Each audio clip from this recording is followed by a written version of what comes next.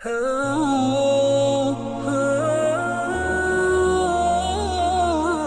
Rahmanir Rahim. Alhamdulillahi Rabbil Alamin. Wassalatu wassalamu ala ashrafil anbiya'i wa sayyidil mursalin நபீனா முஹம்மதின் வஅலா ஆலிஹி வ அஸ்ஹாபிஹி அஜ்மஈன். அன்பின் பிறை TV நேயர்களே, அஸ்ஸலாமு அலைக்கும் வரஹ்மத்துல்லாஹி வபரகாத்துஹு. பிறை டிவி வழங்கும் மனாபிருல் இஸ்லாம் நிகழ்ச்சியினூடாக உங்கள் அனைவரையும் மீண்டும் சந்திப்பதிலே அளவிலா மகிழ்ச்சி அடைகின்றோம். இஸ்லாமிய புனித ஸ்தலங்களிலே நிகழ்த்தப்படுகின்ற அரபு ஹுத்பாக்களை தமிழ் மொழியில் மொழிபெயர்த்து வழங்குகின்ற இந்த நிகழ்ச்சியை பல மாத காலங்களாக பிறை டிவி நேயர்களுக்காக வழங்கி வருகிறது. அந்த அடிப்படையில் இன்றைய தினத்திலும் அந்த ஹுத்பாக்களை நேயர்களுக்கு மொழிபெயர்த்து வழங்குவதற்கு நாங்கள் தயாராக இருக்கிறோம். அந்த அடிப்படையில் வழமையை போல் இன்றும் ஹுத்பாக்களை என்னோடு சேர்ந்து மொழிபெயர்த்து வழங்குவதற்காக வேண்டி எங்களுடைய கலையகத்துக்கு ஷேக் ஆஷிக் அபுல் ஹசன் ரஷாதி ஹதரத் அவர்கள் வருகை தந்திருக்கிறார்கள். அவர்களை நேர்கள் சார்பாக பிறை டிவி சார்பாக சலாம் சொல்லி நிகழ்ச்சிக்குள்ளால் வரவேற்றுக் கொள்கிறோம். அஸ்ஸலாமு அலைக்கும் வரஹ்மத்துல்லாஹி. வலைக்கும் அஸ்ஸலாம் வரஹ்மத்துல்லாஹி வபரகாத்துஹு. அந்த அடிப்படையில் முதலாவதாக நாங்கள் வழமை போன்று மக்கா முக்கர்ரமாவுடைய அல் மஸ்ஜிதுல் ஹராம் அதனுடைய அந்த ஹுத்பாவை முதலாவதாக மொழிபெயர்த்து வழங்குவதற்கு தயாராக இருக்கிறோம். அந்த அடிப்படையில் அல் மஸ்ஜிதுல் ஹராம் உடைய அந்த ஹுத்பாவை ஹத்தீப் சூத் பின் இப்ராஹிம் அஷுரைம் ஹஃபிலஹுல்லா அவர்கள் நிகழ்த்தியிருந்தார்கள். அதனுடைய தலைப்பு, ஒரு மனிதன் தன்னுடைய குறைகளை இனம் கண்டு அதனை எவ்வாறு திருத்த வேண்டும், அதற்கான ஒழுங்குகள் என்ன, தனது குறைகளை மாத்திரம் திருத்தும் விடயத்திலே ஒரு மனிதன் முதலாவதாக ஈடுபாடு காட்ட வேண்டும், பிறருடைய குறைகளை பார்க்காமல் தனது குறைகளை பார்த்து சீர் செய்ய வேண்டும் என்ற தலைப்பில் அந்த ஹுத்பாவை அமைத்திருந்தார்கள். அல்லாஹ்வை புகழ்ந்து ஸல்லல்லாஹு அலைஹி வஸல்லம் அவர்கள் மீது ஸலவாத்து சலாம் சொன்னதன் பின்பு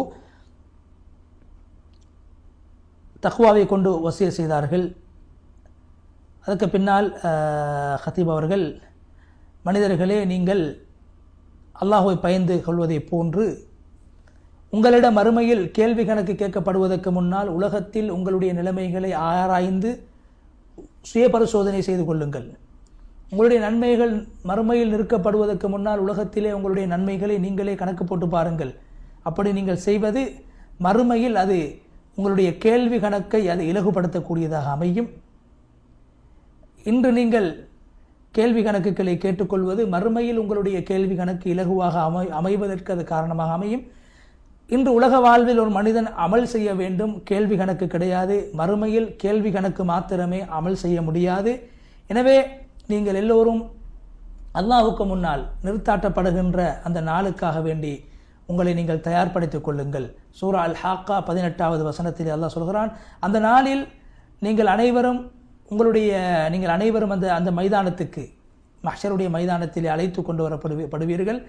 எந்த ஒன்றும் அல்லாஹ்வுக்கு மறைவாக இருக்க மாட்டாது, ஒளிவு மறைவு கிடையாது, அனைத்து விடயங்களும் அம்பலப்படுத்தப்படும் என்ற அந்த வசனத்தை ஓதி காட்டிவிட்டு ஹசனுல் பஸரி ரஹிமஹுல்லா அவர்கள் சொல்கிற ஒரு கருத்தை சொல்கிறார்கள். ஒரு முஃமின் எப்போதும் தனது விடயத்திலே ஈடுபாடு காட்டக்கூடியவராக இருப்பார். அவர் தன்னுடைய நஃப்ஸிடத்திலே கேள்வி கணக்குகளை கேட்டுக்கொள்வார்.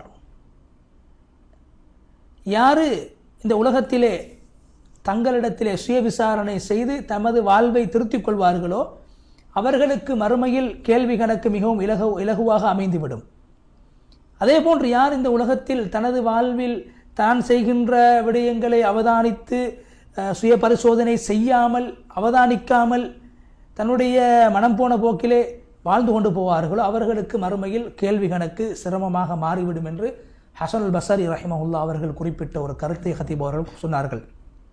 அல்லாஹ்வுடைய அடியார்களே, அல்லாஹு தஆலா இந்த உலகத்திலே ஒவ்வொரு மனிதனுக்கு 3 விதமான ஆன்மாக்களை படைத்திருக்கிறான், நஃப்ஸுகளை படைத்திருக்கிறான். அது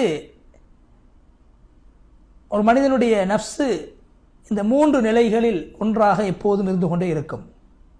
ஒரு மனிதனுடைய ரூஹ் அவனுடைய உடம்பில் இருக்கும் காலமெல்லாம் அவனுடைய நஃப்ஸு 3 விதங்களில் ஒன்றாக இருக்கும். ஒன்று, பாவங்களை தூண்டக்கூடியதாக இருக்கும் அந்த நஃப்ஸு, அல்லது ஒரு மனிதன்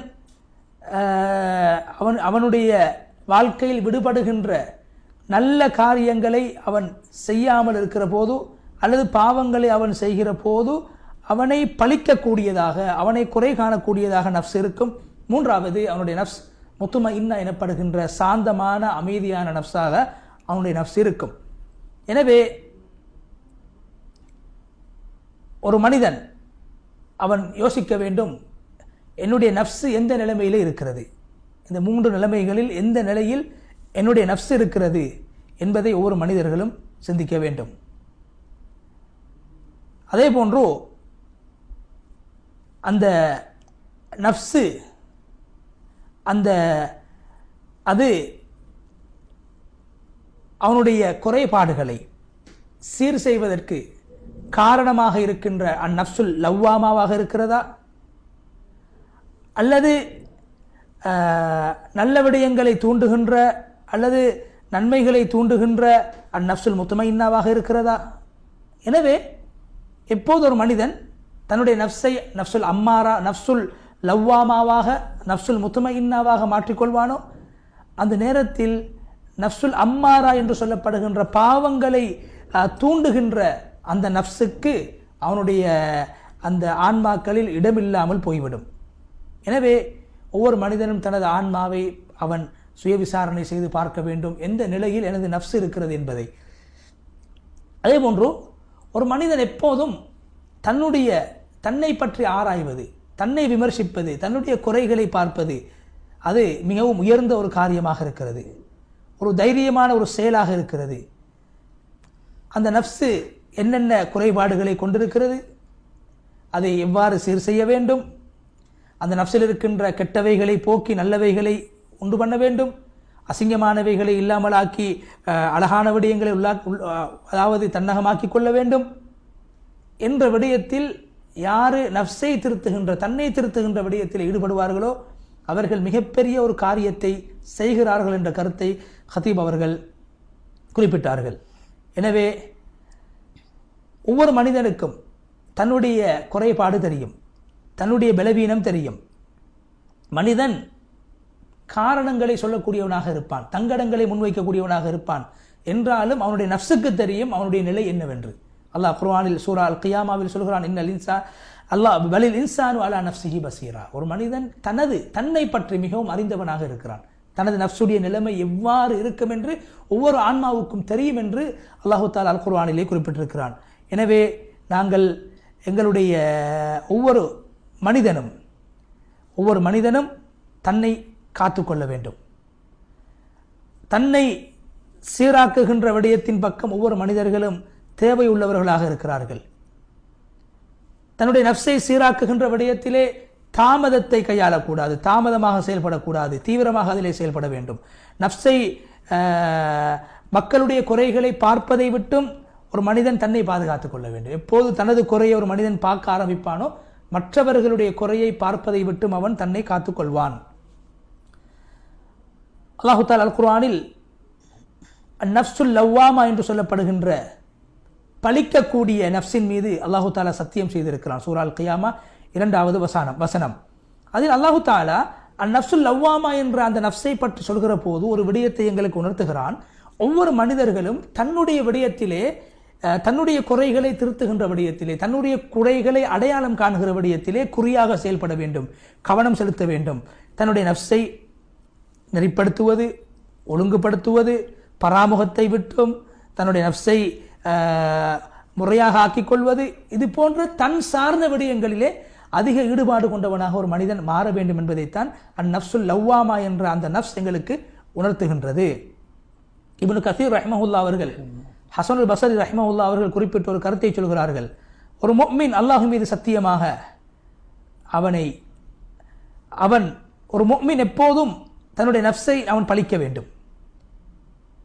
நான் பேசுகின்ற இந்த வார்த்தையின் மூலமாக நான் எதை நாடுகிறேன், நான் இந்த சாப்பாட்டின் மூலமாக நான் எதை நாடுகிறேன், நான் என்னுடைய மனதோடு பேசுகிற போது நான் எதை நாடுகிறேன், என்னுடைய இந்த பேச்சின் விபரீதம் எப்படி இருக்கும் என்று தன்னை பற்றி, தன்னுடைய பேச்சு எப்படி இருந்தது, தன்னுடைய சாப்பாடு எப்படி இருந்தது, தன்னுடைய சிந்தனைகள் எப்படி இருந்தது என்று தன்னை பற்றி ஒரு மனிதன் சிந்திப்பதைத்தான் இந்த நஃப்சுல் லவ்வாமா என்பது தூண்டிக் கொண்டிருக்கிறது. ஒரு முஃமின் அவ்வாறு தான் எப்போதும் வாழ வேண்டும். ஒரு ஃபாஜிர், ஒரு பாவி எப்படிப்பட்டவன் என்றால் அவன் என்ன செய்வான், அவன் தன்னை ஒருபோதும் குறை காண மாட்டான். ஒரு பாவி தன்னை ஒருபோதும் குறை காண மாட்டான். ஒரு முஃமின் தன்னை குறை கண்டு தன்னுடைய குறைகளை சீர் செய்து கொண்டிருப்பான். மாலிக் இப்னு தீனார் ரஹிமஹுல்லாஹ் அவர்கள் சொல்கிறார்கள், ஒரு மனிதன் தன்னுடைய நஃப்ஸை பார்த்து கேட்கின்ற ஒரு மனிதனுக்கு அல்லாஹ் ரஹ்மத் செய்வானா. என்ன கேட்கிறான்? ஏ நஃப்ஸே, நீ இன்னாரோடா தோழமை கொண்டிருக்கிறாய், இன்னென்ன பாவங்களையா செய்து கொண்டிருக்கிறாய், இன்னென்ன தவறுகளையா நீ செய்து கொண்டிருக்கிறாய் என்று நஃப்ஸை பார்த்து பழிக்கின்ற மனிதனுக்கு அல்லாஹ் ரஹ்மத் செய்வானாக. பிறகு அந்த நஃப்ஸிலே அவன் அல்லாஹுடைய குர்ஆனுடைய சிந்தனைகளை பிரகாசத்தை அவன் ஏற்படுத்திக் கொள்வான். அந்த குர்ஆன் அந்த நஃப்ஸை வழி நடாத்தக்கூடியதாக, அந்த நஃப்ஸுக்கு வழிகாட்டக்கூடியதாக மாறிவிடுமே. அப்படியான மனிதனுக்கு அல்லாஹ் அருள் புரிய வேண்டும் என்று மாலிக் இப்னு தீனார் ரஹிமஹுல்லாஹ் அவர்கள் துஆ செய்திருக்கிறார்கள். அதே போன்று மைமூன் இப்னு மிஹ்ரான் ரஹிமஹுல்லாஹ் அவர்கள் சொல்கிறார்கள், ஒரு அடியான் உண்மையான தக்வாதாரியாக மாற வேண்டுமாக இருந்தால் அவன் மிகவும் ஒரு ஒரு தன்னுடைய நஃப்ஸோடு அவன் சுய விசாரணை செய்து கொள்ள வேண்டும், நஃப்ஸை விசாரிக்க வேண்டும். எப்படி என்றால், 2 பேர்கள் சேர்ந்து ஒரு வியாபாரத்தில் ஈடுபடுகிறார்கள், பார்ட்னர்ஷிப்பாக கூட்டாக சேர்ந்து வியாபாரத்தில் ஈடுபடுகிற போது ஒரு பங்காளி மற்ற பங்காளியிடத்திலே கேள்வி கணக்குகளை கேட்பதை போன்று, எப்படி வித்தா, எவ்வளவுக்கு வித்தா, யாருக்கு வித்தா, எவ்வளவு லாபம், எவ்வளவு நஷ்டம் என்று ஒரு பங்காளி தன்னுடைய அடுத்த பங்காளியிடத்திலே குறை நிறைகளை கேட்பதை போன்று ஒரு மனிதன் தன்னுடைய நஃப்ஸிடத்திலே குறைகளை கேட்கும் வரைக்கும், கேட்டு சீர் செய்யாத வரைக்கும் அவன் உண்மையான தக்வாதாரியாக மாற முடியாது. கேட்பதை விட அதிகமா, அதை விட ஒரு பங்காளி தன்னுடைய பங்காளியை விசாரிப்பதை விட அதிகமாக தனது நஃப்ஸை விசாரிக்காத ஒருவர் பரிபூர்ணமான தக்வாதாரியாக மாற முடியாது. எனவே இதனால் தான் எங்களுடைய முன்னோர்கள் சொல்வார்கள், ஒரு மனிதனுடைய நஃப்ஸ் என்பது துரோகம் செய்யக்கூடிய ஒரு தோழனை போல, துரோகம் செய்யக்கூடிய ஒரு நண்பனை போல, துரோகம் செய்யக்கூடிய ஒரு பங்காளியை போல. அந்த துரோகம் செய்யக்கூடிய, ஏமாற்றம் செய்யக்கூடிய பங்காளியிடத்தில் நாங்கள் விசாரணை செய்யாவிட்டால், கணக்கு கேட்காவிட்டால், அவர் சம்பாதிக்கக்கூடிய விடயங்களுக்கு நாங்கள் கணக்கு கேட்காவிட்டால், எங்களுடைய பணங்களை எல்லாம் அவர் எடுத்துக்கொண்டு திருடி கொண்டு போய்விடுவார். அது போன்றுதான் நஃப்ஸ். நஃப்ஸை நாங்கள் அடிக்கடி கேள்வி கேட்டு கேட்டு கேட்டு நஃப்ஸை நாங்கள் சீராக்க வேண்டும். எங்களுடைய முன்னோர்களில் சில பேர்கள் சொல்வார்கள், ஒரு 4 விடயங்களை விட்டும் ஒரு புத்திசாலி பராமுகமாக இருக்கக்கூடாது, கவனமற்றவனாக இருக்கக்கூடாது. ஒன்று, முதலாவது 4 நேரங்கள். ஒன்று, ஒரு அடியான் தனது ரப்போடு உரையாடக்கூடிய நேரம். 2வது, ஒரு அடியான் தனது நஃப்ஸோடு சுய பரிசோதனை செய்யக்கூடிய நேரம். 3வது, ஒரு அடியான் தன்னுடைய தோழர்களோடு அவர் கலந்து பேசக்கூடிய நேரம். அந்த தோழர்கள் அவருடைய குறைகளை சொல்வார்கள், அவருடைய நிலைப்பாடுகளை சொல்லி அந்த தோழர்கள் அவரை திருத்துவார்கள். அந்த திருத்தத்தை உண்டாக்க வேண்டும் என்பதற்காக தோழர்களோடு பழகக்கூடிய நேரம். ஒருவருக்கு இப்படியான ஒரு நேரம் இருக்க வேண்டும். தன்னுடைய குறைகளை, தோழர்கள் செல்கின்ற குறைகளை திருத்துவதற்கென்ற ஒரு நேரம், குறைகள் இருக்கிறதா என்று தோழர்களிடத்திலே நாங்கள் கேட்டு எங்களுடைய குறைகளை திருத்தக்கூடிய ஒரு நேரம் ஒவ்வொரு புத்திசாலிக்கும் இருக்க வேண்டும். 4வது, ஒரு அடியான் தனது நஃப்ஸுக்கும் அந்த நஃப்ஸை அழகுபடுத்துகின்ற விடயங்களுக்கும் இடையிலே, அந்த நஃப்ஸை என்னென்ன விடயங்களை அழகுபடுத்தலாம், நெறிப்படுத்தலாம் என்ற விடயங்களில் நஃப்ஸுக்காக வேண்டி நேரம் ஒதுக்கி நஃப்ஸை சீராக்குகின்ற, உள்ளத்தை பரிசுத்தப்படுத்துகின்ற ஒரு நேரம் ஒவ்வொரு அடியானுக்கும் இருக்க வேண்டும். இப்படியான இந்த நேரங்கள் ஏனைய ஒரு மனிதனுடைய அவனுடைய வாழ்க்கையில் அவன் கழிக்கின்ற எல்லா நேரங்களுக்கும் அது உதவியாக மாறிவிடும். உள்ளத்தில் அமைதியை, ராகத்தை உண்டு பண்ணக்கூடியதாக மாறிவிடும். முன்னால் சொல்லப்பட்ட 4 விடயங்களிலும் ஒரு அடியான் கவனம் செலுத்துவது மூலமாக. அல்லாஹ்வுடைய அடியார்களே, ஒவ்வொரு தன்னுடைய நஃப்ஸை குறை கண்டு விமர்சித்து தன்னை திருத்தக்கூடிய ஒவ்வொருவரும் அந்த நஃப்ஸை திருத்துகின்ற விடயத்திலே 3 கட்டங்களை அவர்கள் கையாள வேண்டும், 3 நிலைகளை கையாள வேண்டும். நஃப்ஸை திருத்துகின்ற போது, தன்னை திருத்துகின்ற போது 3 விடயங்களை, 3 கட்டங்களை ஒவ்வொருவரும் கையாள வேண்டும். முதலாவது, தான் ஒரு தவறை செய்திருந்தால் அது தவறென்று ஏற்றுக்கொள்ள வேண்டும். நான் தவறு செய்யவில்லை, நான் அப்படி செய்யவில்லை என்று எங்களுடைய பெருமைத்தனம் தவறுகளை நாங்கள் ஏற்றுக்கொள்வதற்கு தடையாக இருக்கக்கூடாது. எனவே ஒரு மனிதன் தனது தவறை ஏற்றுக்கொள்வது அந்த தவறை தொடர்ச்சியாக செய்வதை விடவும் மேலானது. தவறை திருத்துவது அந்த தவறிலே தொடர்ச்சியாக இருப்பதை விடவும் மேலானது. எனவே முதலாவது கட்டம், ஒரு அடியான் தனது தவறை ஏற்றுக்கொள்ள வேண்டும். எனவே தவறு என்பது, மனிதன் இயல்பாக தவறு செய்யக்கூடியவனாக இருக்கிறான். ஏன்? அது நபி ஸல்லல்லாஹு அலைஹி வஸல்லம் அவங்களோட ஹதீஸ் கூட எங்களுக்கு அதைத்தான் சொல்லித் தருகிறது. ஹதீப் அவர்கள் சொன்னார்கள், உலகத்தில் படைக்கப்பட்ட ஆதமுடைய மனிதர்கள் அனைவரும் தவறு இழைக்கக்கூடியவர்கள், தவறு செய்யக்கூடியவர்கள். தவறு செய்யக்கூடியவர்களில் யார் தௌபா செய்யக்கூடியவர்களாக இருக்கிறார்களோ அவர்கள் தான் மேலானவர்கள். அந்த அடிப்படையில் எல்லோரும் தவறு செய்யக்கூடியவர்கள். முதல் கட்டமாக நாங்கள் தவறை ஏற்றுக்கொள்ள வேண்டும். அது ஒரு முஃமினுடைய தன்மையாக இருக்க வேண்டும். நஃப்ஸை திருத்தக்கூடிய ஒரு மனிதன் தனது குறைகளை மாத்திரம் பார்த்து குறைகளை சீர் செய்ய வேண்டும் என்ற எண்ணத்தோடு வாழ விரும்புகிற மனிதர் முதல் கட்டமாக தனது தவறை ஏற்றுக்கொள்ள வேண்டும். எனவே அல்லாஹ்வுடைய அடியார்களே, அந்த தவறை திருத்துகின்ற மனிதர், ஏற்றுக்கொள்கிற மனிதர், அந்த தவறை ஏற்றுக்கொள்கிற விடயத்திலே அவர் ஒருபோதும் அந்த விடயத்தை தாமதிக்க கூடாது, பிற்போடக்கூடாது, அல்லது தன் மூலமாக ஏற்பட்ட தவறுகளை கணக்கெடுக்காமல் விட்டுவிடக்கூடாது. சில நேரத்தில் அந்த தவறுகள் பெரிதாக மாறி தன்னால் திருத்த முடியாத அளவுக்கு அது பெரிய தவறுகளை இழைக்கக்கூடிய ஒருவராக ஒரு தவறு அந்த மனிதனை மாற்றிவிடும். எனவே அந்த நேரத்தில் அந்த தவறுகளை சீர் செய்ய முடியாத ஒருவனாக அந்த மனிதன் மாறிவிடுவான். தனது தவறுகளை திருத்த முடியாத ஒருவனாக மாறிவிடுவான். காரணம் என்ன? ஆரம்பமாக தான் செய்யக்கூடிய தவறை தவறென்று ஏற்றுக்கொள்ளாத காரணத்தினால். அதே போன்ற இரண்டாவது நிலைமை, தனது ஆன்மாவை திருத்த வேண்டும், தனது குறைகளை பார்த்து தன்னை திருத்திக் கொள்ள வேண்டும் என்று விரும்பக்கூடியவர்கள் கடைபிடிக்க வேண்டிய இரண்டாவது விடயம், தான் செய்த அந்த தவறை விட்டு விடைபட்டு வெளியே வர வேண்டும், விட்டு கலர வேண்டும், தவறை சீர் செய்து கொள்ள வேண்டும். முதலாவது தவறென்று ஏற்றுக்கொள்ள வேண்டும். இரண்டாவது அந்த தவறை விட்டும் தன்னை பாதுகாப்பதற்காக அந்த தவறை தன்னுடைய வாழ்க்கையிலிருந்து கலட்டி வீசிவிட வேண்டும், தூரமாக்கிவிட வேண்டும், நல்ல விடயங்களின் பால் விரைய வேண்டும். பணிவாக கட்டுப்படுதல் போன்ற தன்மைகளை தன்னகம் கொண்டு அந்த தவறை விட்டும் தன்னை ஒதுக்கிக் கொள்ள வேண்டும். அதே போன்று தனக்கு தவறு செய்தவர்களை மன்னிக்க வேண்டும், தன்னோடு தவறாக நடந்து கொண்டவர்களை, முறைகட்ட முறையில் நடந்து கொண்டவர்களை மன்னிக்க வேண்டும்.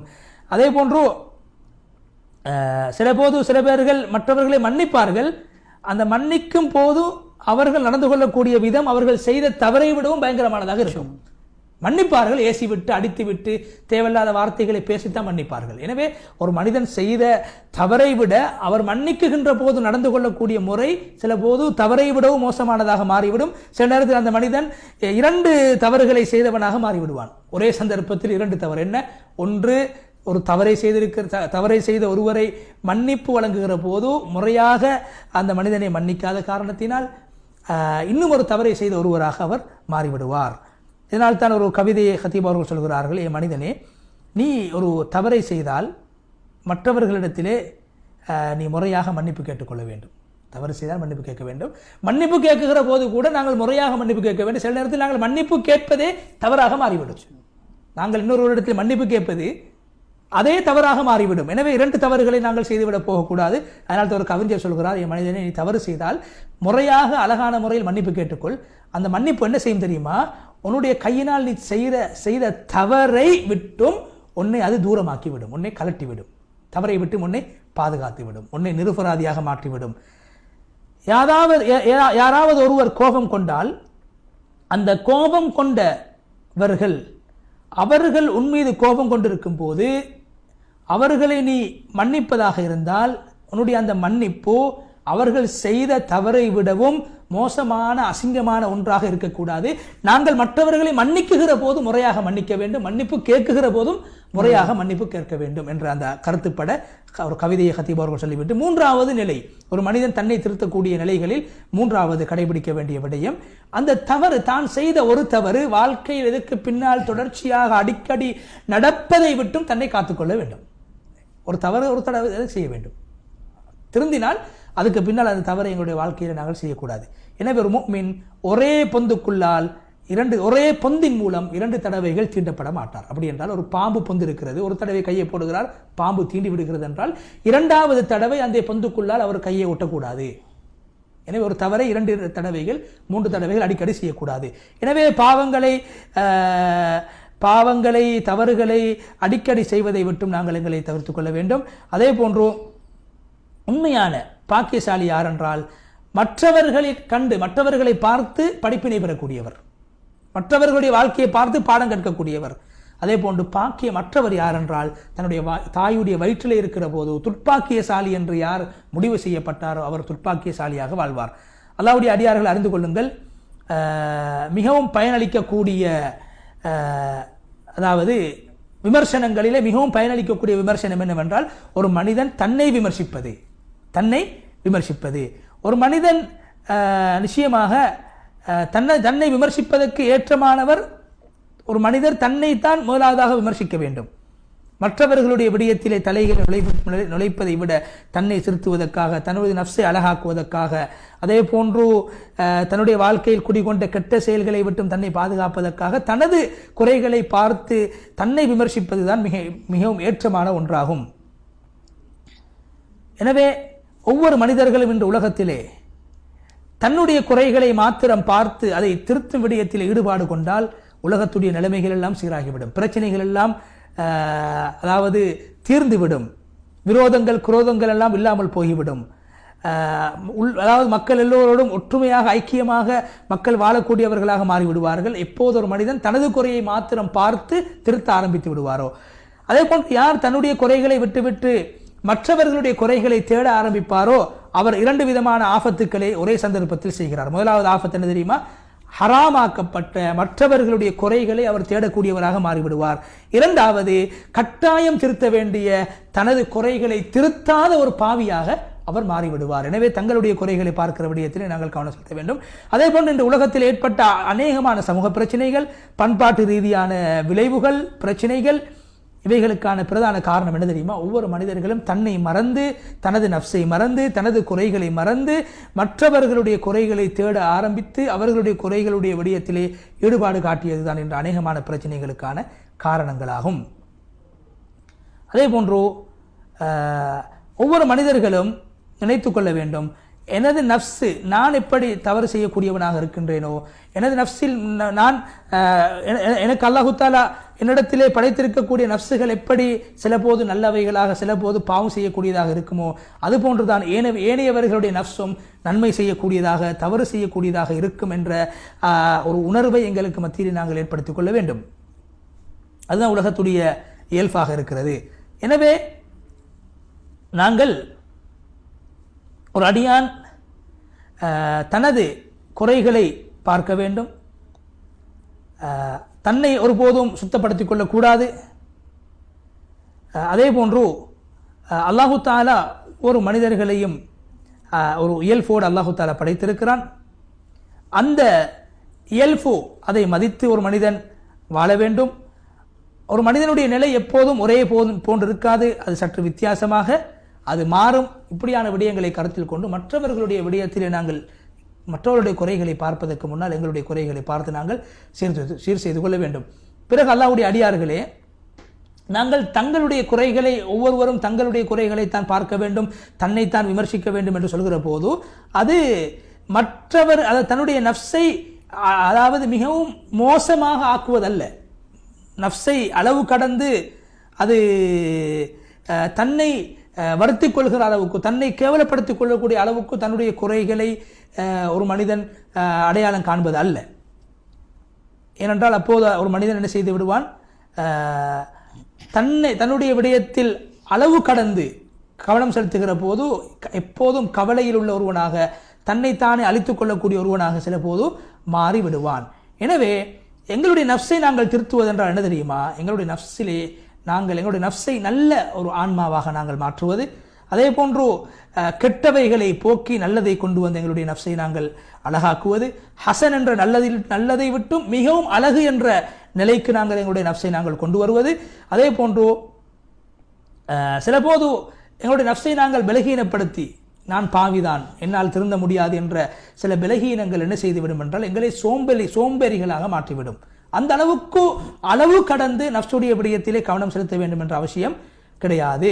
அல்லாஹு தஆலா ஒரு மனிதனால் முடியாத ஒன்றை மார்க்கத்தில் கடமையாக ஆக்கவும் இல்லை. எனவே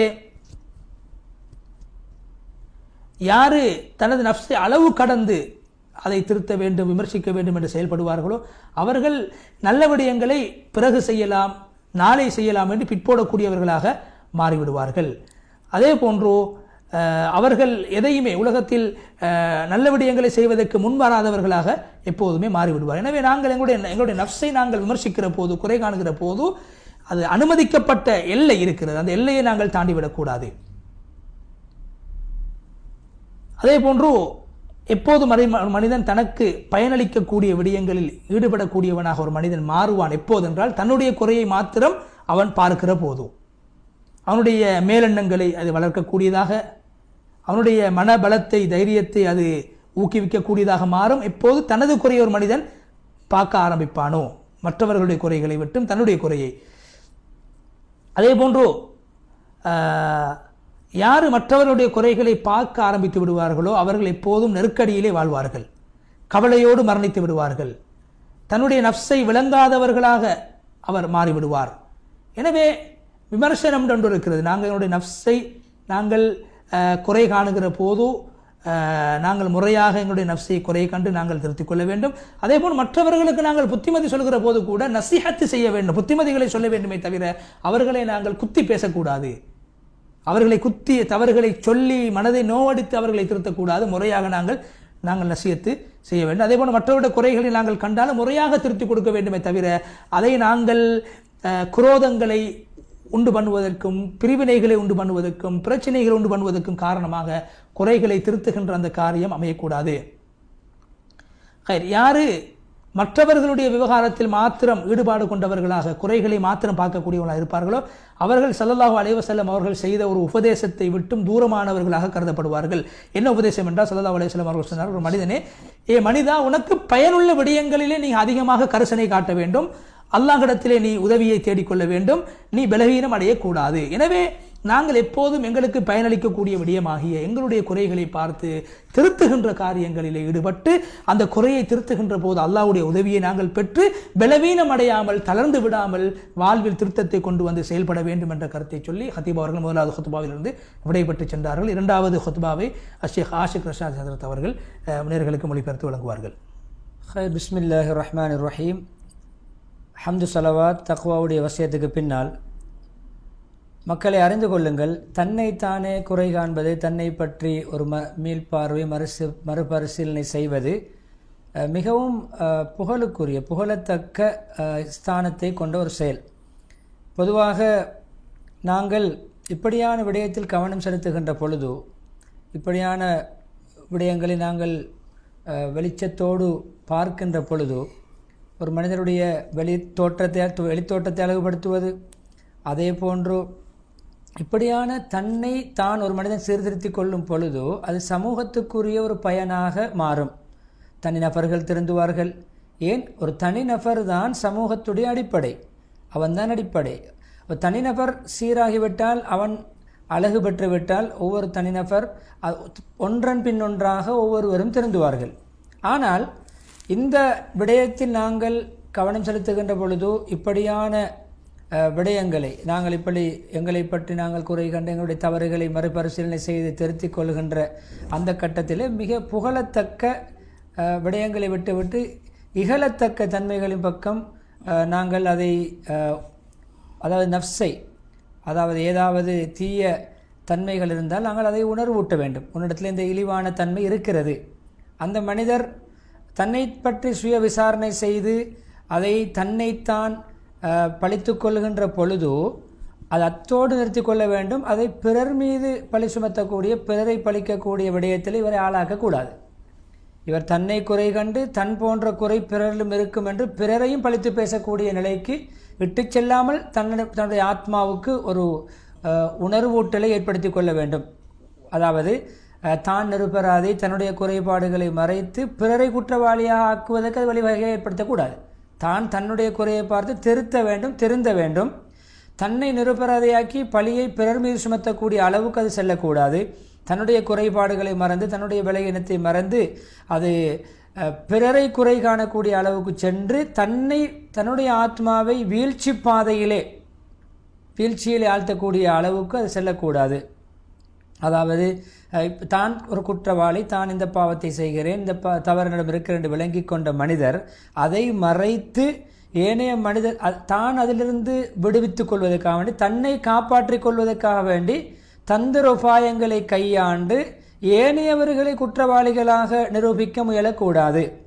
குறைபாடுள்ள மனிதர் தன்னுடைய குறைபாடு தன்னுடைய தவறை விட்டும் வெளியாகி அது பிறர் மீது அந்த பழியையும் தவறையும் குற்றத்தையும் போடுகின்ற அளவுக்கு இவரை அந்த அதாவது தன்னை சுய விசாரணை செய்து தன்னை திருத்துகின்ற, தன்னை விமர்சனம் செய்கின்ற, குறை காணுகின்ற அந்த செயல் இட்டு செல்லக்கூடாது என்பதை மிக முக்கியமாக குறிப்பிட்டுவிட்டு, அதன் மூலம் தான் குற்றத்தை ஏற்றுக்கொள்வதை விட்டும் ஒதுங்கி பிறரை குற்றவாளியாக நிரூபிக்க முயற்சி செய்வது, தான் தவறு செய்வதை விட்டும் தன்னை தூய்மைப்படுத்தி கொண்டு பிறரை தவறு செய்யக்கூடியவர்களாக ஆக்குவதற்கு அது காரணமாக ஆகிவிடும்.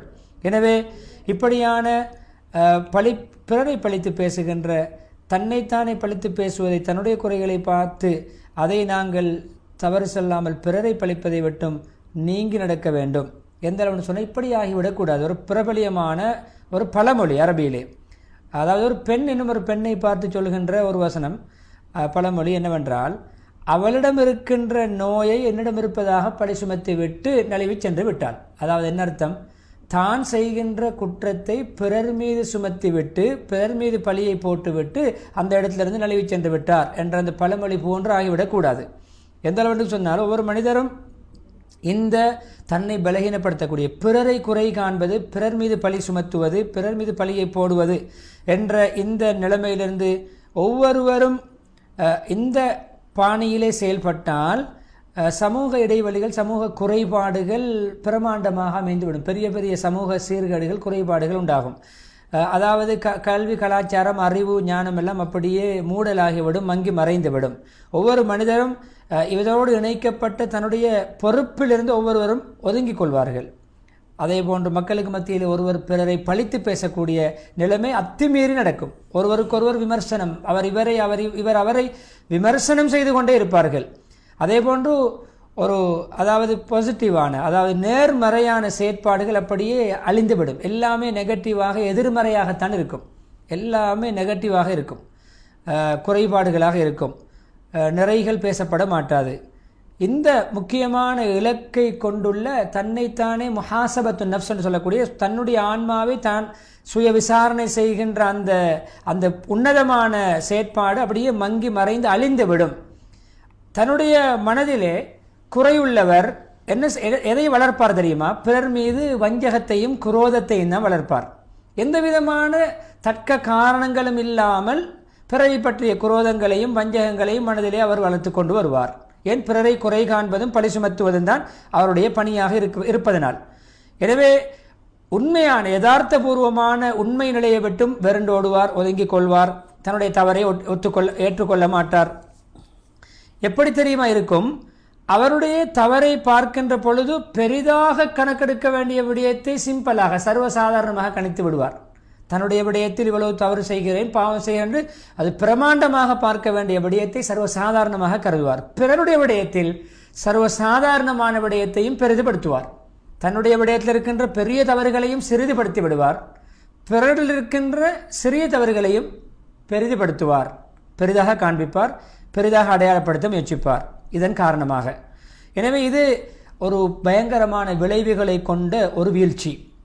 எப்படியான வீழ்ச்சி என்றால், இதை விட்டும் யாருக்கெல்லாம் உண்மையான சிந்திக்கின்ற சிந்தன ஆற்றலை, உண்மையான நிதானமான சிந்திக்கின்ற உள்ளத்தை கொடுத்திருக்கிறானோ அப்படிப்பட்டவர்கள் இதை விட்டும் பொடுபோக்காக இருக்க மாட்டார்கள். அவர்கள் சரியாக செயல்படுவார்கள். நல்ல அகப்பார்வை உள்ளவர்கள் சரியாக செயல்படுவார்கள். அதேபோன்று நல்லவற்றை செவிமடுத்து செயல்படுத்தக்கூடியவர்கள் இந்த விடயத்திலே கவனமாக இருப்பார்கள். இப்படி தன்னை நிரபராதியாக ஆக்கி பிறரை குற்றவாளியாக ஆக்குகின்ற கேவலமான அந்த நடத்தையில் ஈடுபட மாட்டார்கள். எனவே உஹதுடைய நிகழ்வின் பொழுது அல்லாஹ் சுப்ஹானஹு வ தஆலா அந்த மக்களை எச்சரிப்பதற்காக வேண்டி அந்த இறக்கிய வசனம்தான், உங்களுக்கு ஒரு சோதனை, ஒரு துன்பம் ஏற்பட்ட பொழுது நீங்கள் அதை இரட்டிப்பாக மாற்றிவிட்டீர்கள். ஒரு துன்பம், ஒரு சோதனை, ஒரு முசீபத்தை டபுள் முசீபத்தாக நீங்கள் மாற்றிவிட்டீர்கள். நீங்களே தேடி உருவாக்கி கொண்ட முசீபத்தை பார்த்து நீங்களே கேட்டுக்கொண்டீர்கள், இது எப்படி எங்களுக்கு நடந்தது, இந்த ஆபத்து, இந்த தோல்வி எங்கிருந்து வந்தது என்று நீங்கள் கேட்டுக்கொள்கிறீர்கள்.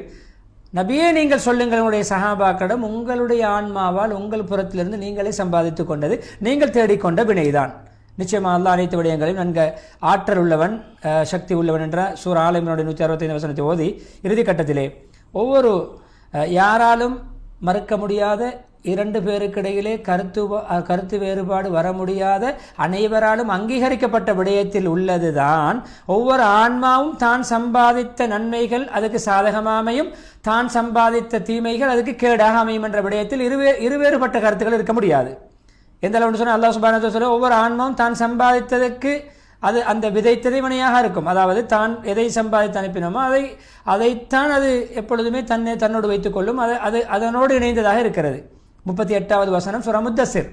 அதே போன்று நஜ்முடைய 39வது வசனம், மனிதனுக்கு அவர் முயற்சித்து பாடுபட்டு செய்த அமல்கள் நன்மை தீமைகளை தவிர வேறொன்றும் கிடையாது என்று சொல்லிவிட்டு இறுதியாக ஒரு முஸ்லிமுக்கு மிக பொருத்தமான ஒரு விடயம் என்ன தெரியுமா? மிக பொருத்தமான அவர் கவனம் செலுத்த வேண்டிய விடயம் தன்னுடைய ஆன்மாவோடும் திட்ட தெளிவாக வெளிப்படையாக நடப்பது. தன்னுடைய ஆன்மாவை மழுப்பக்கூடாது. தன்னுடைய ஆன்மாவுக்கு முன்னால் மழுப்பல் நிலையில் அவர் நடந்து கொள்ளக்கூடாது. தவறா தன்னுடைய நப்சை பார்த்து நீ தவறு செய்கிறாய் என்று தன்னை பற்றி குற்றவாளியாக நிரூபிக்க வேண்டும். தன்னுடைய ஆன்மாவிலே அதை சீர் செய்கின்ற செப்பனிடுகின்ற பணியிலே மிகவும் முயற்சியுடன் செயல்பட வேண்டும். அதே போன்று அதனுடைய அந்தரங்கங்களை திருத்துகின்ற பணியிலே உண்மையான நேர்மையானவராக செயல்பட வேண்டும். அப்படி இருந்தால் தான் திருந்த முடியும். எனவே எப்பொழுது ஒரு மரக்கம்பு, ஒரு குச்சி, ஒரு தடி நேராக இருக்குமோ அந்த மரக்கம்பின் மூலம் வருகின்ற நிழலும் நேராக இருக்கும். வளைந்த மரக்கம்புக்கு வளைந்த நிழல் தான் கிடைக்கும்.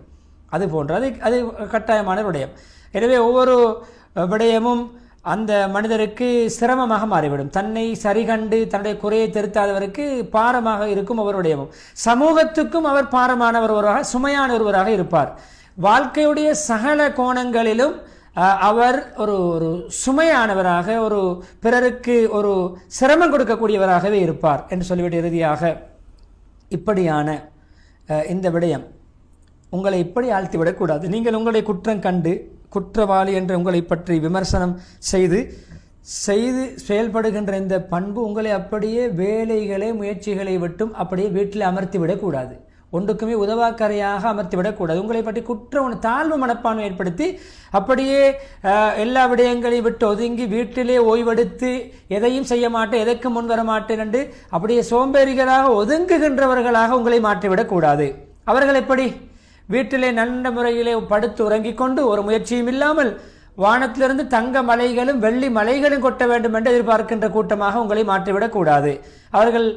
அவர்களை பற்றி நபி ஸல்லல்லாஹு அலைஹி வஸல்லம் அவர்கள் சொல்லும் பொழுதுதான் ஒவ்வொரு மனிதர்களும் காலை பொழுதை அடைகிறார்கள், தன்னைத்தானே அழித்துக் கொள்கிறார்கள். அதாவது தன்னை பாவமான தீய காரியங்களை செய்து தன்னை அழிவு பாதையில் இட்டுச் செல்கிறார்கள். இன்னும் சிலர் என்ன செய்கிறார்கள்? தன்னை காப்பாற்றிக் கொள்கிறார்கள்.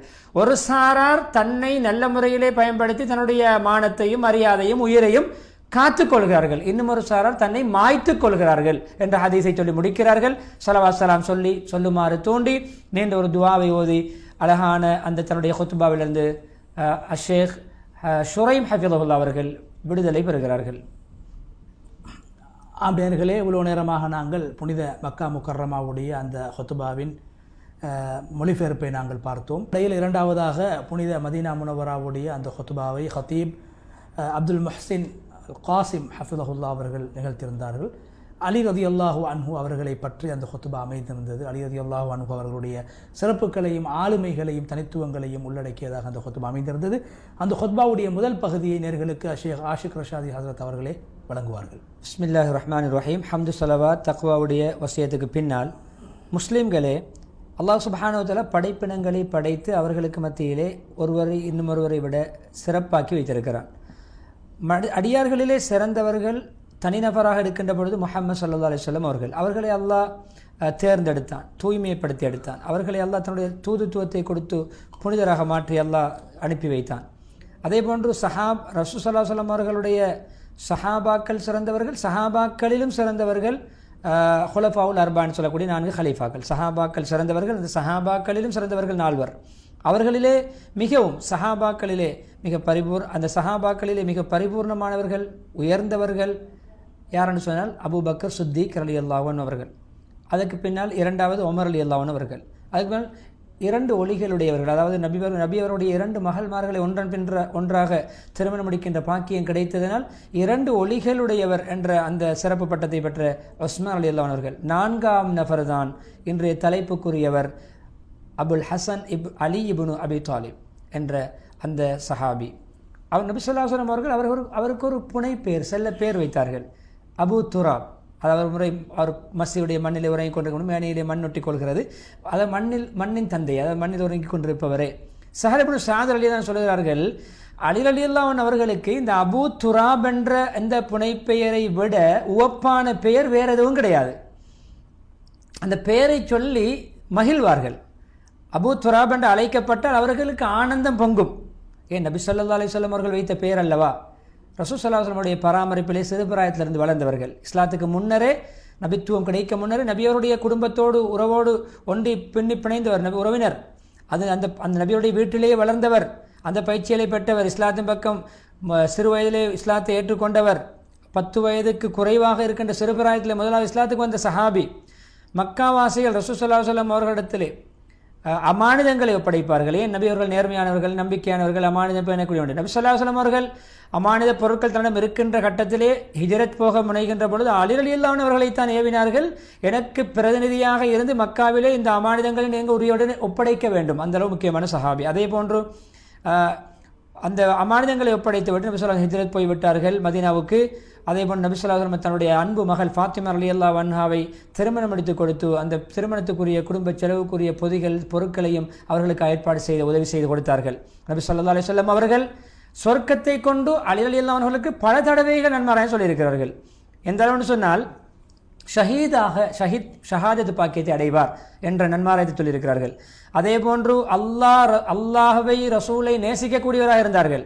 அல்லாஹும் ரசூலும் அவரை நேசிக்கிறார்கள் என்று நபி அவர்கள் அறைகோல் விடுத்திருக்கிறார்கள், நன்மாராயம் சொல்லியிருக்கிறார்கள். ஒவ்வொரு நபி ஸல்லல்லாஹு அலைஹி வஸல்லம் அவர்களை நேசித்த ஒவ்வொரு மோமினும் நபி அவர்களோடு தொடர்புடையவர்.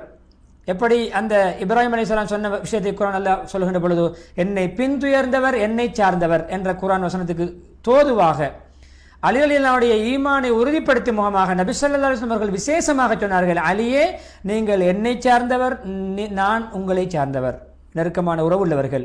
மோமின்கள் எப்பொழுதுமே இவரை ஒரு மௌலாவாக, நண்பராக, நெருங்கிய ஒரு தொடர்புடையவராக எடுத்துக்கொள்கிறார்கள்.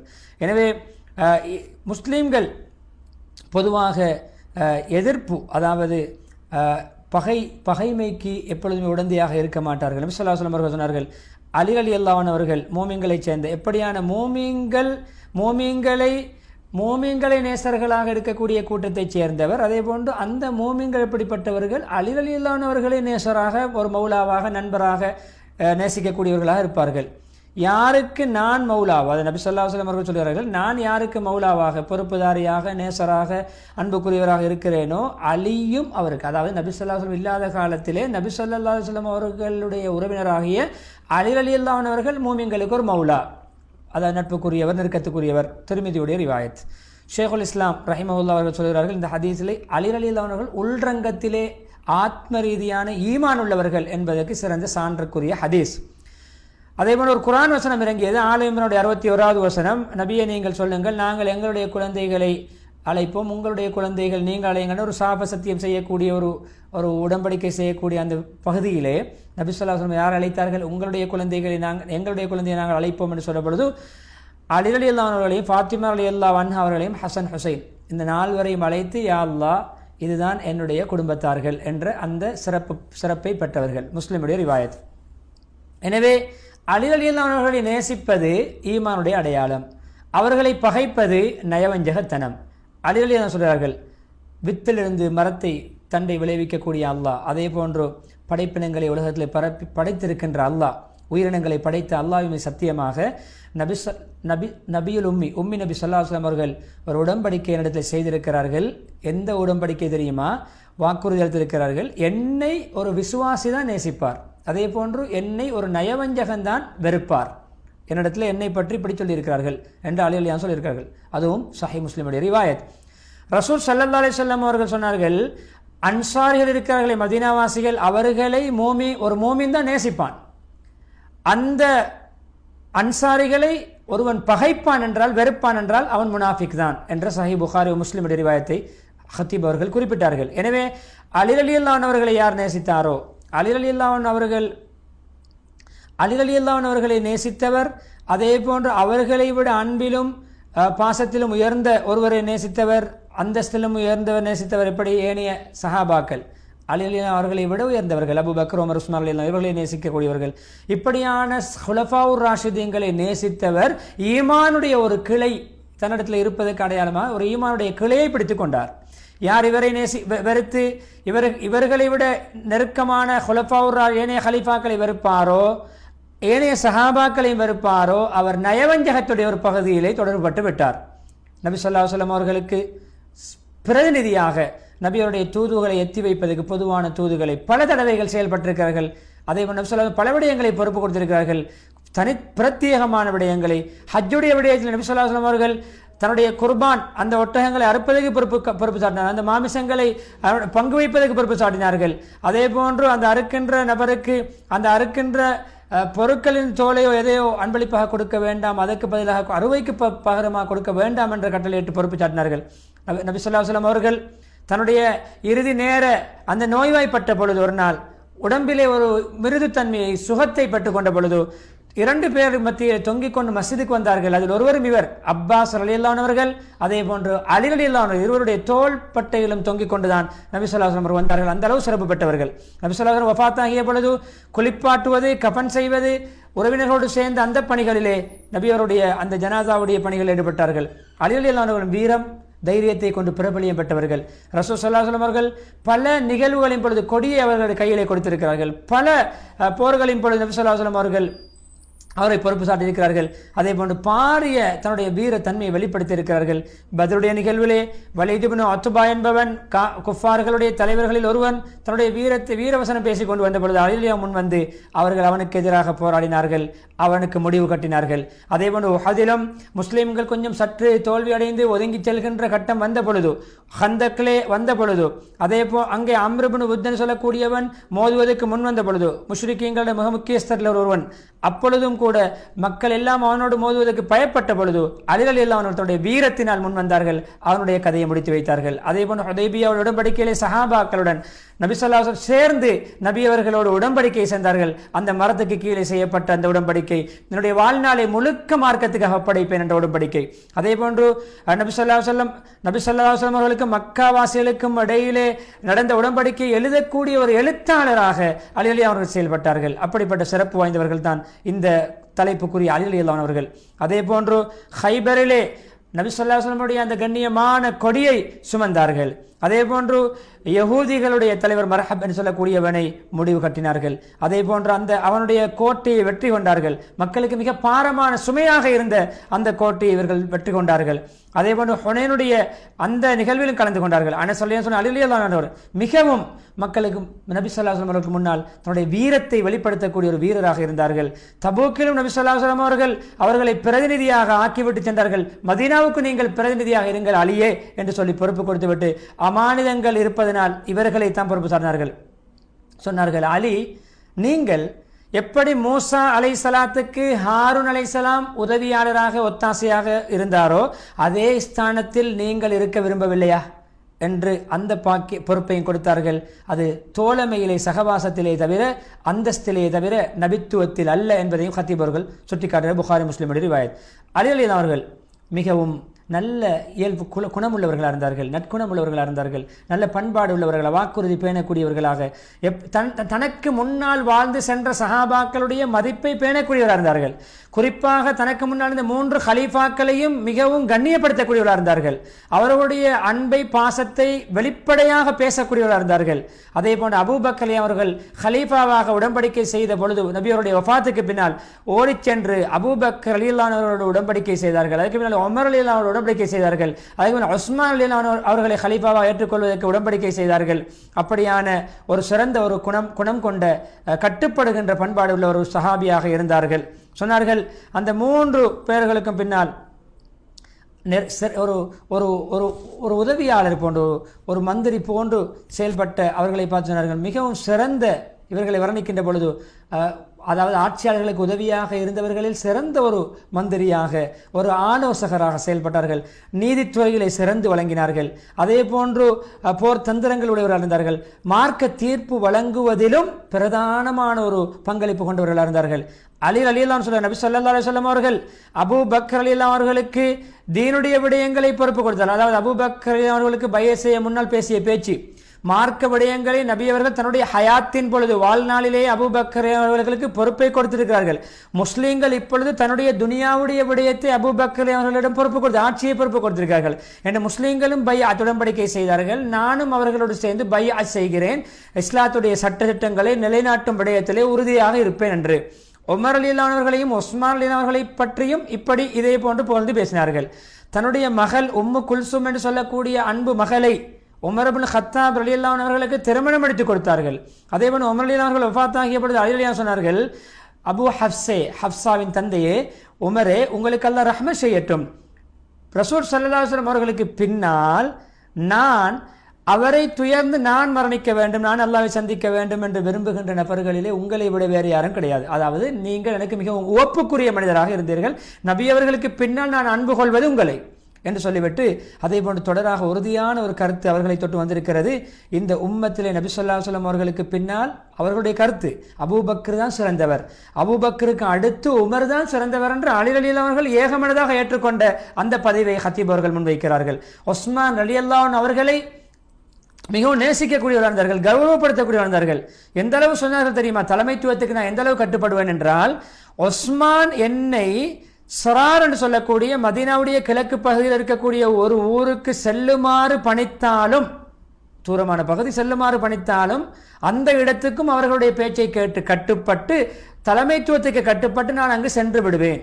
அதேபோல் உஸ்மான் ரலியல்லாஹு அவர்கள் ஷஹீதாக்கப்பட்ட பொழுது யாருமே ஹிலாஃபத்துக்கு தகுதியானவர்கள் இல்லாமல் தடுமாறுகின்ற பொழுது மக்கள் எல்லாம் அலி ரலியல்லாஹு அவர்களோடு பைஅத் செய்தார்கள். அலி ரலியல்லாஹு அவர்களை கலீஃபாவாக பொருந்திக் கொண்டார்கள். முஸ்லீம்கள் அனைவர்களும் அலி ரலியல்லாஹு சிறப்பு வாய்ந்தவர்கள், இஸ்லாத்திலே முதன்மை வகிக்கக்கூடியவர் என்ற அந்த விடயத்தை அங்கீகரித்தார்கள் உஸ்மான் ரலியல்லாஹுடைய அந்த ஷஹாதத்துக்கு பின்னால். அதே போன்று சஹாபாக்களிலே அந்த ஹிலாஃபத்துக்கு மிக பொருத்தமானவர்கள் வேறு யாரும் இருக்கவில்லை. ஆயிஷா ரலியல்லாஹு அன்ஹா உம்முல் மோமினின் அவர்கள் கூட அப்துல்லா இப்னு புதைல் என்று சொல்லக்கூடிய மனிதரை பார்த்து சொன்ன சஹாபியை பார்த்து சொன்னார்கள், உஸ்மான் ரலியல்லாஹு ஷஹீதாக்கப்பட்ட நாளிலே நீங்கள் அலியை பற்றி படியுங்கள், அலியை நீங்கள் பொறுப்பாக்கிக் கொள்ளுங்கள். ஏனென்று சொன்னால் அவர் மார்க்கத்தில் எந்த விதமான மாற்றங்களையோ வீணான விடயங்களையோ புதிய விடயங்களோ தோற்றுவிக்கவில்லை, மார்க்கத்தில் எந்த மாற்றங்களும் செய்யவில்லை, மார்க்கத்தை உள்ளபடி பின்பற்றக்கூடியவர் என்ற இப்னு அபி ஷைபா ரஹ்மத்துல்லாஹி ரிவாயத்தை ஹத்தீப் அவர்கள் சொன்னார்கள். மக்களுக்கு மத்தியிலே நீதியாக ஹிலாஃபத் ஆட்சியை செய்தார்கள். குர்ஆன் ஹதீஸுடைய வழிகாட்டலை விட்டும் சருக மாட்டார்கள், வழி தவற மாட்டார்கள். அதே போன்று ஏனைய முன்னைய 3 கலீஃபாக்களுடைய நேர் வழிமுறைகளை மிகவும் பேணிப்பாக பின்பற்றக்கூடியவர் இருந்தார்கள். அதே போன்று அதை செயல்படுத்தக்கூடியவர் இருந்தார்கள், மாறுபாடு செய்ய மாட்டார்கள். இப்னு பத்தா ரஹிமஹுல்லாஹ் சொல்கிறார்கள், நாங்கள் அறிவாளிகளில் உலமா இல்மு கொடுக்கப்பட்டவர்களில் யாராவது எந்த முஸ்லிமை நாங்கள் பெற்றுக்கொள்ளவில்லை, அலி ரலியல்லாஹு அன்ஹு அவர்கள் அபூபக்கர் ரலியல்லாஹு அவர்களுக்கோ உமர் ரலியல்லாஹு அவர்களுக்கோ உஸ்மான் ரலியல்லாஹு அவர்களுக்கோ எந்த விதமான ஆட்சி முறைமைகளிலே எந்த மாற்றத்தை செய்யவில்லை. அவர்கள் எந்த முறையிலே ஆட்சி செய்தார்களோ அப்படித்தான் ஆட்சி செய்தார்கள், எந்த மாற்றமும் செய்யவில்லை என்று நாம் பல உலமாக்கள் வாயிலாக அறிவிப்புகளை பார்த்திருக்கிறோம். ஒரு ஃபத்வா கொடுக்கின்ற முஃப்தியாக, மார்க்க தீர்ப்பு வழங்குகின்ற ஒரு முஃப்தியாக, அறிஞராக செயல்பட்டார்கள். அப்துல்லா இப்னு அப்பாஸ் ரலியல்லாஹு அன்ஹு சொல்கிறார்கள், எந்த அளவுன்னு சொன்னால், யாராவது ஒருவர் நம்பிக்கையான அறிவிப்பாளர் அலி ரலியல்லாஹு அவர்கள் இந்த ஃபத்வாவை வழங்கி இருக்கிறார்கள் என்று எங்களிடம் சொன்னால் நாங்கள் அந்த ஃபத்வாவை மார்க்க தீர்ப்பை தாண்ட மாட்டோம், அதை நாங்கள் கட்டுப்படுவோம், செயல்படுத்துவோம். நவவி ரஹிமஹுல்லாஹ் சொல்கிறார்கள், சஹாபாக்கள், மூத்த சஹாபாக்கள், பெரும் சஹாபாக்கள் கூட அலி ரலியல்லாஹு அவரிடம் வந்து மார்க்க தீர்ப்புகளை விளக்கங்களை கேட்பார்கள். ஏதாவது ஃபத்வா மார்க்கத்தில் பிரச்சனை வரும் பொழுது, சமூகத்தில் ஏதாவது மார்க்க பிரச்சனை வரும் பொழுது, பல முடியாத சிரமமான நெருக்கடியான சட்டங்கள் பிரச்சனைகள் வரும் பொழுது அலி ரலியல்லாஹு அவர்களிடம் சென்று அதனுடைய விளக்கத்தை பெறுவது சஹாபாக்களுக்கு மத்தியிலே பிரபலியமான ஒரு செயல்பாடாக காணப்பட்டது. அதே போன்று எந்த அளவு அந்த தீர்ப்பு வழங்குவதில், நேர்த்தியான தீர்ப்பு வழங்கும் நீதிபதிகளிலே அவரை விட யாரும் கிடையாது, அவருக்கு நிகர் யாரும் கிடையாது. எந்த அளவு சஹாபாக்களிலே மிக நீதித்துறையிலே தேர்ச்சி பெற்றவர்கள் இருந்தார்கள், மிக நுண்ணறிவுள்ளவர்களாக, தூர பார்வை உள்ளவர்களாக, நுணுக்கம் உள்ளவர்களாக இருந்தார்கள். அதே போன்று ரசூல் ஸல்லல்லாஹு அலைஹி வஸல்லம் அவர்கள் யமனுக்கு நீதிபதியாகவும் அனுப்பி வைத்தார்கள், அந்த யமனுடைய பொறுப்புகளை கொடுத்தும் அனுப்பி வைத்தார்கள். உமர் ரலியல்லாஹு அன்ஹு தன்னுடைய திருநாவால் சொல்லியிருக்கிறார்கள், எங்களிலே மிக நீதித்துறையிலே தேர்ச்சி பெற்றவர் அலி ரலியல்லாஹு அன்ஹு அவர்கள். அதே போன்று விசாலமான அறிவிருந்தும் பேணுதலான ஒரு மனிதராக இருந்தார்கள். தெரியாத விடயத்தில் தலை போட மாட்டார்கள். தெரியாததை தெரியாது என்று சொல்வார்கள், மழுப்ப மாட்டார்கள். சஹாபாக்கள் ஒரு நாள் சஹாபாக்களிடம் வந்து சொன்னார்கள், என்னுடைய மனசுக்கு எவ்வளோ குளிர்ச்சி தெரியுமா, என்னுடைய மனதுக்கு உள்ளத்துக்கு ஒரு குளிர்ச்சியான விடயம் என்ன தெரியுமா கேட்டார்கள். என்ன சஹாபாக்கள், என்ன விடயம்? இல்லை, தெரியாத விடயத்தை நீங்கள் எனக்கு தெரியாது என்று சொல்வது எனக்கு மனதுக்கு பிடித்த விடயம். தெரியாதுன்னு சொல்வது கௌரவ பிரச்சனை இல்லாமல். நபி ஸல்லல்லாஹு அலைஹி வஸல்லம் அவர்கள் எந்த விதமான ஏனைய உம்மத்தார் நபி ஸல்லல்லாஹு அலைஹி வஸல்லம் அவர்கள் எந்த விதத்திலும் அவர்களுக்கு குறிப்பாக எந்த விதமான மறைவான அறிவுகளையும் நபி அவர்கள் குறிப்பாக சொல்லி செல்லவில்லை. அபூ ஜுஹைஃபா ரலியல்லாஹு அன்ஹு அவர்கள் அலிரலியான கேட்கிறார்கள், உங்களிடம் ஏதாவது வஹீயுடைய குர்ஆனில் இல்லாத வேறு வகையில் இருக்கிறதா? குர்ஆனில் இல்லாத வேறு நபி அவர்கள் உங்களிடம் ரகசியமாக அந்தரமாக சொன்ன ஏதாவது வகைகள், அது இறை செய்திகள் இருக்கிறதா? சொன்னார்கள், இல்லை. அதாவது வித்திலிருந்து மரத்தை முளைக்க வைக்கின்ற, உயிரினங்களை படைக்கின்ற அல்லாஹ்வை சத்தியமாக ஏதாவது ஒரு விளக்கம் கிடைக்கும் என்றால் அது அடிப்படையிலே ஒரு மனிதருக்கு அல்லாஹ் குர்ஆனில் கொடுத்த விளக்கமே தவிர புதிய அறிவுகள், புதிய வகைகள், புதிய குர்ஆன்கள் வசனங்கள் என்னிடம் கிடையாது என்ற அந்த புகாரியுடைய ரிவாயத்தை சொன்னார்கள். சுன்னத்தை கடைபிடிக்கக்கூடியவர்கள் இருந்தார்கள். நபியோடைய வழிமுறைகளை மிகவும் பேணிப்புடன் கரிசனை காட்டக்கூடியவர்கள் இருந்தார்கள். ரசூலுல்லாஹி ஸல்லல்லாஹு அலைஹி வஸல்லம் அவருடைய எந்த விதமான சுன்னத்தையும் யாருக்காக வேண்டி நான் விட மாட்டேன்னு சொன்னேன். எந்த விதமான நபியோட சுன்னத்தையும் யாருடைய பேச்சை கேட்டு விட மாட்டேன். அந்த அளவு விஸ்தரமாக சுன்னத் புகாரி உடைய ரிவாயத். அதே போன்று மிகவும் நபி ஸல்லல்லாஹு அலைஹி வஸல்லம் அவர்கள் என்ன சொல்லி இருக்கிறார்கள், என்ன செய்கிறார்கள், நபி வாயிலாக வந்த விடயங்களை தேடி அடைவதிலே மிகவும் கரிசனை காட்டியிருக்கிறார்கள். அந்த ஆய்விலே மிகவும் ஆழமாக ஈடுபடுவார்கள். அலியலியா தான் சொல்கிறார்கள், நான் ரசூல் ஸல்லல்லாஹு அலைஹி வஸல்லம் அவர்கள் சொன்னதாக ஒரு ஹதீஸை உங்களுக்கு சொன்னால் நான் உறுதிப்படுத்திவிட்டு தான் சொல்கிறேன்.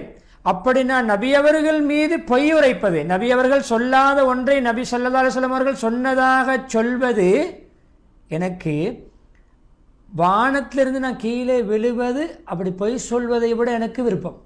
நபி அவர்கள் மீது பொய் சொல்வது எனக்கு எவ்வளோ அபாயம் என்றால், வானத்திலிருந்து கீழே விழுவது எவ்வளோ அபாயமோ அதை விட அபாயம் என்று சொல்வார்கள். சஹீஹ் புகாரியுடைய அந்த ரிவாயத். அதே போன்று உம்மத்துக்கு நலவு நாடக்கூடியவர்களாக, அதிகமாக புத்திமதி சொல்லக்கூடியவர்களாக, இபாதத்திலே திக்ரிலே திளைத்தவர்களாக இருந்தார்கள். நல்லவாறு காரியங்களிலே கரிசனை காட்டக்கூடியவர்களாக, செலவழிப்பது அவருடைய ஒரு சிறந்த குணமாக இருந்தது. யாரோடு மார்க்க விடயத்திலே மழுப்ப மாட்டார்கள், மார்க்கத்தை யாருக்கும் விட்டுக் கொடுக்க மாட்டார்கள். கிலாபத்திலே அவர்களை தெய்வீக ஸ்தானத்துக்கு கொண்டு சென்ற ஒரு சாராரை எரித்து விட்டார்கள். நான் மனிதர் என்று நிரூபித்தார்கள். இன்னும் கூட இவர்களை காஃபிர் என்று சொன்னார்கள். அவர்களோடு சத்தியத்துக்காக போராடினார்கள். அதே போல துனியாவுடைய சொத்து செல்வம் மிக குறைவாகத்தான் அனுபவித்தார்கள். துனியாவுடைய ஆடம்பரங்களை விட்டு புறக்கணித்து நடந்தார்கள். முஸ்லிம் ஹுர்முத் ரஹ்மத்துல்லாஹி அலைஹி சொல்கிறார்கள், அலி ரலியல்லாஹு அவர்கள் ஒரு வருடத்துக்கு மக்களுக்கு 4 தடவைகள் கொடுப்பனவு வழங்குவார்கள். 3 மாதத்துக்கு ஒரு சம்பளம் வழங்குவார்கள், ஊதியம் வழங்குவார்கள். பின்பு பைத்துல் மாலின் பக்கம் கவனம் செலுத்தி சொன்னார்களாம், 2 ரக்காத் தொழுதுவிட்டு, துனியாவே நீ என்னை விட்டு வேறு யாரையாவது ஏமாற்றிக்கொள், உன்னுடைய ஏமாற்றம் என்னிடம் பலிக்காது என்று துனியாவுடைய வஸ்துக்களை பார்த்து உரையாடுவார்களாம். அதே போன்று அவருடைய மனபலம், தைரியம் எந்த அளவுன்னு சொன்னால், அவருடைய தைரியம், வீரம் எந்த அளவுன்னு சொன்னால், நேருக்கு நேர் மோதி அவர்களை யாரும் அவருடைய உயிரை வாங்கவில்லை. அந்த அளவு தைரியசாலி. ஹவாரிஜிகள் கூட சதிமோசம் செய்துதான் அவர்களை ஷஹீதாக்கினார்கள்.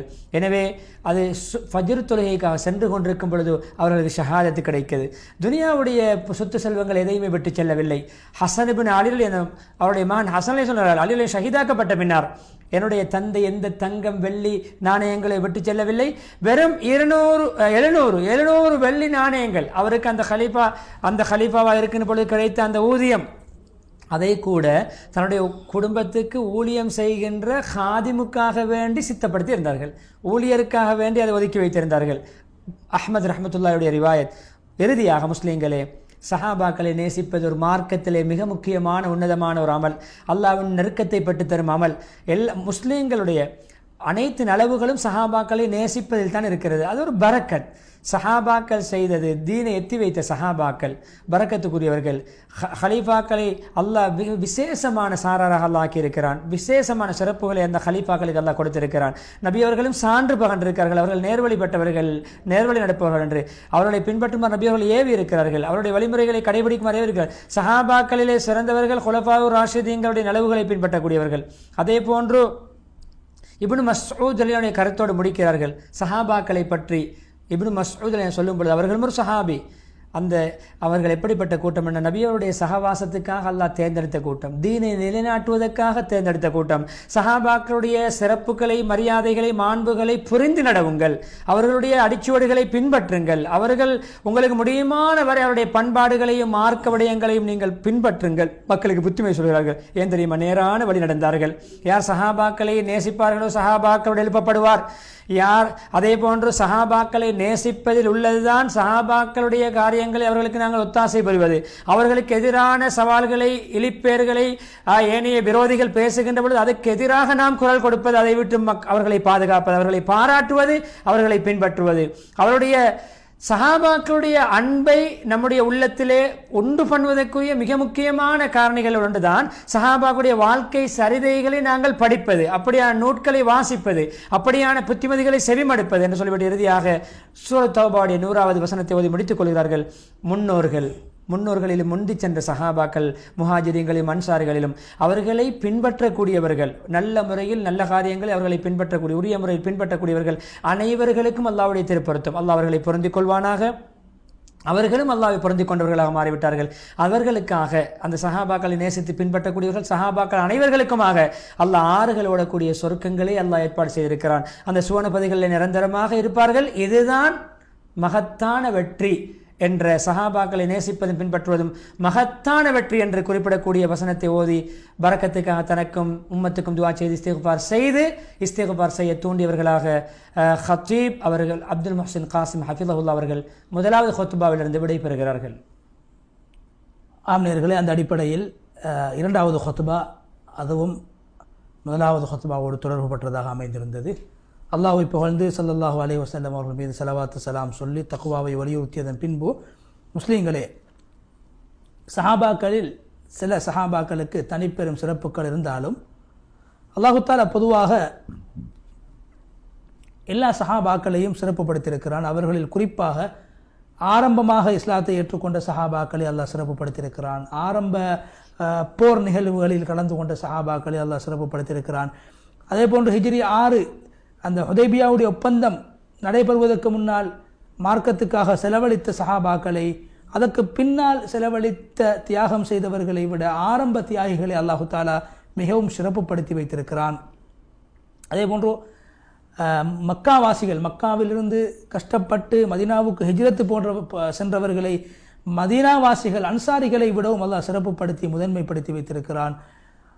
அதே போன்று நபி ஸல்லல்லாஹு அலைஹி வஸல்லம் அவர்கள்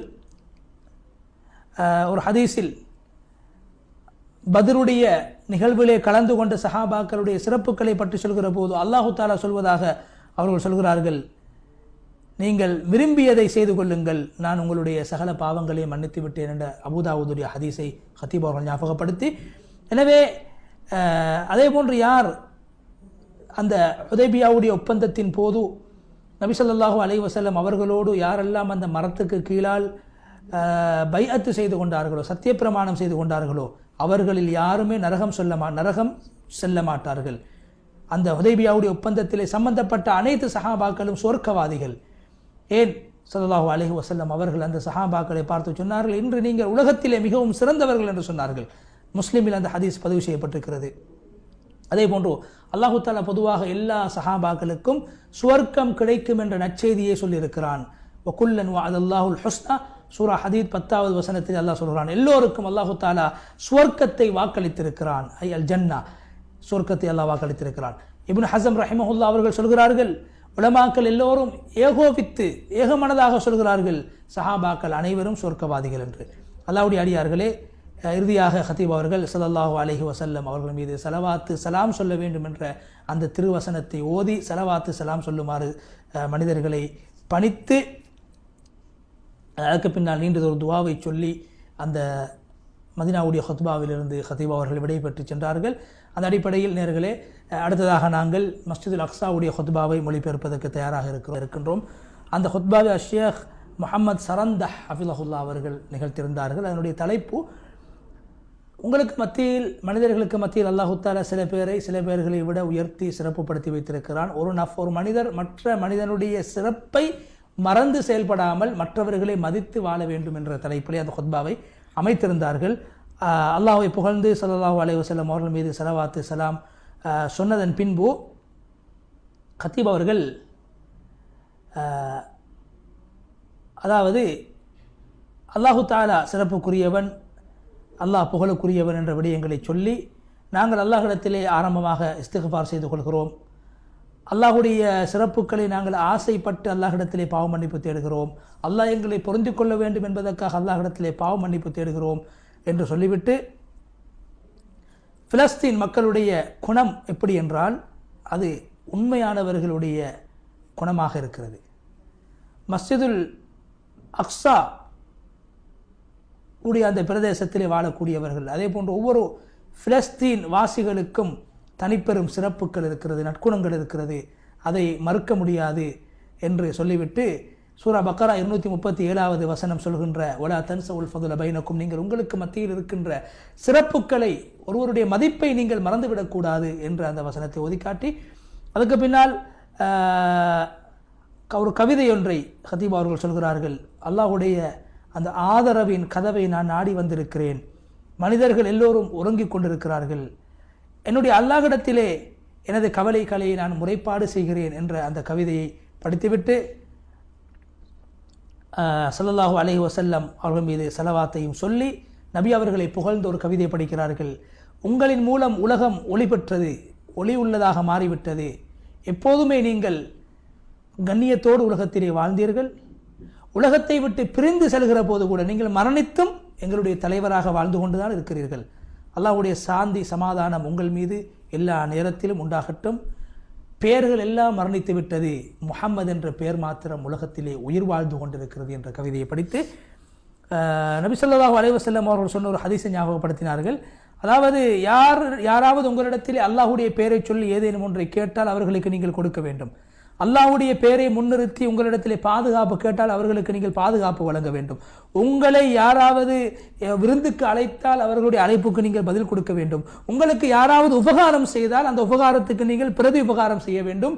உங்களால் பிரதி உபகாரம் செய்ய முடியாவிட்டால் அவர்களுக்காக நீங்கள் துஆ செய்ய வேண்டும். எதுவரைக்கும் என்றால், நீங்கள் பிரதி உபகாரம் செய்து விட்டீர்கள் என்று நீங்கள் உங்களை கருதுகிற வரைக்கும் நீங்கள் துஆக்களை செய்து கொண்டே இருங்கள் என்று ஹதீப் அவர்கள் அந்த ஹதீஸை ஞாபகப்படுத்திவிட்டு, அல்லாஹு தஆலா முஃமின்களுக்கு ஒரு உதாரணத்தை சொல்கிறான். சண்டை சச்சரவுகள், பிளவுகள், ஃபித்னாக்கள் ஏற்படக்கூடிய நேரத்தில் அல்லாஹ் ஒரு வழிகாட்டலை, ஒரு புத்திமதியை சொல்கிறான். என்ன தெரியுமா? ஒரு மனிதன் இன்னும் ஒரு மனிதனுடைய சிறப்புகளை விளங்கி மதித்து வாழ பழகிக்கொள்ள வேண்டும். உதாரணமாக விவாகரத்து சம்பந்தமாக அல்லாஹ் குர்ஆனிலே பேசுகிற போது, விவாகரத்துடைய நேரத்திலே கணவன் மனைவிக்கு கொடுக்க வேண்டிய அந்த பணத்தொகை சம்பந்தமாக அல்லாஹ் அதை பேசிவிட்டு அல்லாஹு தஆலா என்ன சொல்கிறான்? சூரா பக்ராவில் 237வது வசனத்திலே, உங்களுக்கு மத்தியில் இருக்கின்ற தனிச்சிறப்புகளை நீங்கள் மறந்து விடக்கூடாது, மற்றவர்களை மதித்து வாழ வேண்டும். சில போது மனைவி என்ன செய்வா? கணவனோடு குழந்தைகளை பெற்றெடுத்து, குழந்தைகளை வளர்த்து, விருந்தாளிகளுக்கு, வீட்டுக்கு வரக்கூடிய விருந்தாளிகளை உபசரிக்கக்கூடியவராக, கணவனை மதிக்கக்கூடியவளாக ஒரு பெண் மாறுவாள். சில நேரத்தில் ஏதாவது தவறு வருகிற போது, அந்த பெண் ஒரு தவறை செய்கிற போது அந்த மனிதன் அந்த பெண் செய்த உபகாரங்களை, மனைவி செய்த உபகாரங்களை மறந்து விடுவார். இவ்வளவு காலமாக என்னோடு வாழ்கிறாள், என்னை நேசித்திருக்கிறாள் என்ற மனைவி தன் மீது வைத்திருந்த உபகாரங்களை, தனக்கு செய்த உபகாரங்களை, தன் மீது வைத்திருந்த அன்புகளை எல்லாம் கணவன் மறந்து விடுவார். அதே போன்றோ திடீரென்று அந்த சிறப்புகளை, அந்த உபகாரங்களை மறந்து பிரிந்து வாழ்கின்ற ஒரு நிலைக்கு அந்த மனிதன் தள்ளப்பட்டு விடுகிறார். ஏன்? ஷைத்தான் அவர்களுக்கு மத்தியில் இருந்த அன்பு, ஆதரவு, சிறப்புகளை அந்த மனிதனுக்கு மறக்கடிக்க செய்த காரணத்தினால் பிரச்சனைகள் முற்றி ஈற்றிலே அது பிரிவினையாக மாறிவிடுகிறது. அதே போன்று எனவே இப்படியான பிரச்சனைகள் வருகிற போது நாங்கள் குர்ஆனுடைய சூரா பக்ராவுடைய 237வது வசனம், உங்களுக்கு மத்தியில் இருக்கின்ற சிறப்புகளை நீங்கள் மறந்துவிடக்கூடாது என்ற வசனத்தை நீங்கள் ஞாபகம் செய்து கொள்ள வேண்டும் என்று ஹதீப் அவர்கள் சொல்கிறார்கள். அதே போன்று சில நேரத்தில் கணவர் மனைவிக்கு நிறைய உபகாரங்களை செய்வார். தொழில் செய்து கஷ்டப்பட்டு மனைவியை சந்தோஷப்படுத்துவார், மனைவியுடைய சகல தேவைகளையும் பூர்த்தி செய்து கொடுப்பார். இந்த நேரத்தில் மனைவி சில போது ஒரு தொழில் ஒரு மனைவிக்கு கிடைத்துவிட, அல்லது அறிவு ஞானம் கிடைத்து அதன் மூலமாக ஏதேனும் உலகத்துடைய நிலைமைகள் கிடைத்த நேரத்திலே கணவன் செய்த உபகாரங்களை மனைவிமார்கள் மறந்து விடுவார்கள். கணவன் படுகின்ற கஷ்டங்களை எல்லாம் மனைவிமார்கள் மறந்து அந்த கணவனிடத்திலே ஹுலு என்று சொல்லப்படுகின்ற விவாகரத்தை கேட்கக்கூடியவர்களாக சில பெண்கள் மாறிவிடுவார்கள். அந்த நேரத்திலும் அல்லாஹு தஆலா உங்களுக்கு மத்தியிலே காணப்பட்ட பரஸ்பர உறவுகளையும் சிறப்புகளையும் உபகாரங்களையும் நீங்கள் மறந்துவிடக்கூடாது என்ற கருத்தை அல்லாஹு தஆலா குறிப்பிடுகிறான். எனவே ஒரு அடியான் அல்லாஹ்வுக்கு மத்தியிலே, அதாவது மனிதர்களுக்கு மத்தியில் இருக்கின்ற உபகாரங்கள், அவர்கள் செய்த உபகாரங்கள், சிறப்புகளை மறப்பதாகிறது மிகவும் மோசமான ஒரு பழக்கமாகும். மற்றவர்கள் செய்த உபகாரங்களை மறப்பது மிக கெட்ட ஒரு கேடுகெட்ட ஒரு தன்மையாகும். மற்றவர்களுடைய உபகாரங்களை மறந்து நன்றிகெட்ட முறையில் நடப்பது மிக மோசமான ஒரு பண்பாகும்.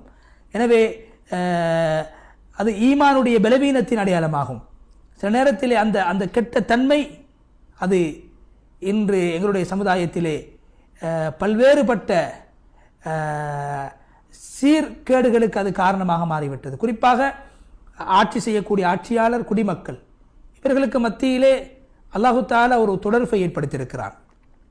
முஹம்மது ஸல்லல்லாஹு அலைஹி வஸல்லம் அவர்கள் எப்போதுமே தனக்கு கீழால் வாழ்ந்த அந்த மக்களை, அவர்கள் செய்த உபகாரங்களை ஞாபகமூட்டி அவர்களை கண்ணியப்படுத்தியிருக்கிறார்கள். அதற்கு சான்றாக ஹதீப் அவர்கள் ஒரு சம்பவத்தை சொல்கிறார்கள். அதாவது ஸைத் இப்னு ஹாரிஸா ரலியல்லாஹு அன்ஹு அவர்கள் சின்ன குழந்தையாக இருக்கிற போது அவர் கைதியாக பிடிக்கப்பட்டு பிறகு 8வது வயதிலே நபி ஸல்லல்லாஹு அலைஹி வஸல்லம் அவர்களுக்கு அவர்கள் நபியாக அனுப்பப்படுவதற்கு முன்னால் நபி அவர்களுக்கு அவர் அன்பளிப்பாக கொடுக்கப்பட்டு நபியுடைய ஹிதமத்திலே ஈடுபட்டு வருகிறார். நபிக்கு பணிவிடை செய்து வருகிறார். 2 வருடங்கள் நபி ஸல்லல்லாஹு அலைஹி வஸல்லம் அவர்களோடு அவர் அந்த ஸைத் இப்னு ஹாரிஸா இருந்துவிட்டு பிறகு அவருடைய குடும்பத்தினர்களுக்கு கேள்விப்படுகிறது, ஸைத் இப்னு ஹாரிஸா என்ற தங்களது குழந்தை நபியுடைய சஃபையில் இருக்கிறார் என்ற விடயம் கேள்விப்பட்டு அவர்கள் வருகிறார்கள். வந்து அந்த குழந்தை ஸைத் இப்னு ஹாரிஸாவை தன்னுடைய தாய் தந்தைகளிடத்திலே அழைத்துக் கொள்வதற்காக வருகிற போது அவர்கள் சொல்கிறார்கள், ஸைதே, நீங்கள் இந்த முஹம்மதோடு 2 வருடங்கள் வாழ்ந்திருக்கிறீர்கள், நீங்கள் விரும்பினால் முஹம்மது ஸல்லல்லாஹு அலைஹி வஸல்லம் அவர்களோடு தொடர்ந்து இருக்கலாம் அல்லது எங்களோடு வந்துவிடலாம் என்று சொன்ன நேரத்தில் ஸைத் இப்னு ஹாரிஸா ரலியல்லாஹு அன்ஹு அவர்கள், நான் முஹம்மது ஸல்லல்லாஹு அலைஹி வஸல்லம் அவர்களோடு தான் இருக்க விரும்புகிறேன், அவர்கள் எனக்கு உபகாரம் செய்திருக்கிறார்கள் என்று அந்த நபியுடைய அந்த உபகாரம் ஸைத் இப்னு ஹாரிஸா ரலியல்லாஹு அன்ஹு அவர்கள் தன்னுடைய பெற்றோரிடத்திலே மீண்டும் செல்லாமல் இருப்பதற்கு, நபியோடே நான் தங்கியிருக்கிறேன் என்று வாழ்கிற அளவுக்கு நபி அவர்கள் அந்த ஸைத் இப்னு ஹாரிஸாவுக்கு மிகவும் அதிகமான உபகாரங்களை செய்திருக்கிறார்கள் என்பதை இந்த சம்பவம் எங்களுக்கு எடுத்து காட்டுகின்றது. அந்த அடிப்படையிலே கத்தீப் அவர்கள் தொடர்ச்சியாக இந்த பிலஸ்தீன் மக்களுடைய சிறப்புகளை, அவர்களுக்கு அல்லாஹு தஆலா இந்த பிலஸ்தீனை காக்குகின்ற ஒரு பாக்கியத்தை அல்லாஹ் கொடுத்திருக்கின்றான். சீர்திருத்த பணியில் அவர்கள் ஈடுபட்டு கொண்டிருக்கிறார்கள். இந்த பிலஸ்தீனுடைய பூமியில் என்ன கஷ்டங்கள் ஏற்பட்டால் இந்த பூமியிலே நாங்கள் வாழ்வோம் என்ற மனத பலத்தோடு அவர்கள் வாழக்கூடிய ஒரு நிலை அல்லாஹ் அவர்களுக்கு ஏற்படுத்தி கொடுத்திருக்கிறார் என்ற விடயங்களை சொல்லி ஸைத் இப்னு ஹாரிஸா ரலியல்லாஹு அன்ஹு நபியுடைய உபகாரத்தை கண்டு நபியோடு இருக்க வேண்டும் என்ற நபியை தேர்ந்தெடுத்தார்கள். நபி ஸல்லல்லாஹு அலைஹி வஸல்லம் அவர்களோடு சேர்ந்து வாழ்ந்த காரணத்தினால் அல்லாஹு தஆலா ஸைத் இப்னு ஹாரிஸாவை பற்றி குர்ஆனிலே பேசுகிற போது அவருடைய பேரை கூட அல்லாஹ் சொல்லியிருக்கிறார். சஹாபாக்களில் ஸைத் இப்னு ஹாரிஸாவுடைய பேர் மாத்திரம்தான் குர்ஆனில் பிரஸ்தாபிக்கப்பட்டிருக்கிறது, சூரா அல் அஹ்ஸாப் 37வது வசனத்திலே. எனவே அதே போல் அல்லாஹு தஆலா இந்த பிலஸ்தீன் மக்களுடைய இந்த பிலஸ்தீனுடைய பூமியை அவர்கள் தேர்ந்தெடுத்து அதிலே வாழ்கிற காரணத்தினால் பிலஸ்தீன் மக்களுடைய பெயரையும் அல்லாஹு தஆலா பிலஸ்தீனை பற்றி சிறப்புப்படுத்தி அல் குர்ஆனில் அல்லாஹு தஆலா சூரா அல் இஸ்ரா 1வது வசனத்திலே அல்லாஹ் கண்ணியப்படுத்தி பேசியிருக்கிறான். அல்லாஹ்வுடைய அடியார்களை, பிலஸ்தீன் மக்களே, நீங்கள் தான் எப்போதுமே உண்மையில் இருக்கக்கூடியவர்கள், நீங்கள் சத்தியத்திலே இருக்கிறீர்கள். அதாவது பைத்துல் மக்திஸுடைய இந்த பிரதேசத்திலே வாழக்கூடிய மக்கள் சிறந்த ஒரு உதாரணமாக, எடுத்துக்காட்டாக வாழ்ந்து கொண்டிருக்கிறார்கள், எல்லோர்களுக்கும் முன்மாதிரியாக இருக்கிறார்கள். ஷைத்தான் எங்களுக்கு மத்தியிலே விரோதம், குரோதத்தின் மூலம் எங்களை பிரித்துவிட முடியாது. ஏன் ஸல்லல்லாஹு அலைஹி வஸல்லம் அவர்கள் சொல்லியிருக்கிறார், எனக்கு என்னுடைய மௌத்துக்கு பின்னால் நீங்கள் உங்களுக்கு மத்தியிலே பரஸ்பரம் சண்டை சச்சரவிலே ஈடுபட்டு யுத்தங்களில் ஈடுபட்டு நீங்கள் காஃபிர்களாக மாறிவிடக்கூடாது என்று ஸல்லல்லாஹு அலைஹி வஸல்லம் அவர்கள் சொல்லியிருக்கிறார். எனவே ஒரு முஸ்லீம் இன்னும் ஒரு முஸ்லீமை அடிப்பதோ அல்லது ஒரு முஸ்லீமை கேவலப்படுத்துவதோ கூடாது. ஏன் மனிதர்கள் என்ற அந்த அல் கராமத்துல் இஸ்லாமியா, இஸ்லாம் என்ற அந்த கண்ணியம் அது ஒன்றாக இருக்கிறது. பிலஸ்தீன் மக்களுடைய இரத்தம் ஒன்றாக இருக்கிறது. அல்லாஹ்வுடைய நாட்டு பிரகாரம் ஒவ்வொன்றும் உலகத்திலே நடந்து கொண்டிருக்கிறது. என்றாலும் ஒவ்வொரு மனிதனுக்கும் அல்லாஹ்விடத்திலே ஒரு அந்தஸ்து இருக்கிறது. நபியிடத்திலே சில சஹாபாக்கள் சொன்னார்கள், யா ரசூலல்லாஹ், நாங்கள் உங்களுக்கு பின்னால் உலகத்தில் உயிர் வாழுகிற போது ஏதேனும் சோதனைகள் ஏற்பட்டால் எங்களுக்கு நீங்கள் என்ன சொல்ல விரும்புகிறீர்கள்? உங்களுடைய மௌத்துக்கு பின்னால் சோதனைகளை சந்தித்தால் நாங்கள் என்ன செய்ய வேண்டும்? ஸல்லல்லாஹு அலைஹி வஸல்லம் அவர்கள் சொன்னார்கள், நீங்கள் பைத்துல் மக்திஸ் என்று சொல்கின்ற அந்த பலஸ்தீனுடைய குதுசுடைய பூமியிலே சென்று வாழுங்கள்.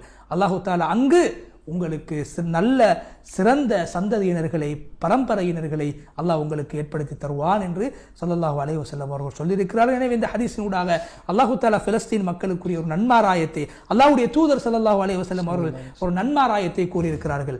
அதே போன்று நபி ஸல்லல்லாஹு அலைஹி வஸல்லம் அவர்கள் சொன்னார்கள், அதாவது இமாம் என்பவர், அதாவது ஒரு சமூகத்துடைய தலைவர் என்பவர் ஒரு சமூகத்தை பாதுகாக்கக்கூடியவர் என்று ஸல்லல்லாஹு அலைஹி வஸல்லம் அவர்கள் சொல்லியிருக்கிறார்கள்.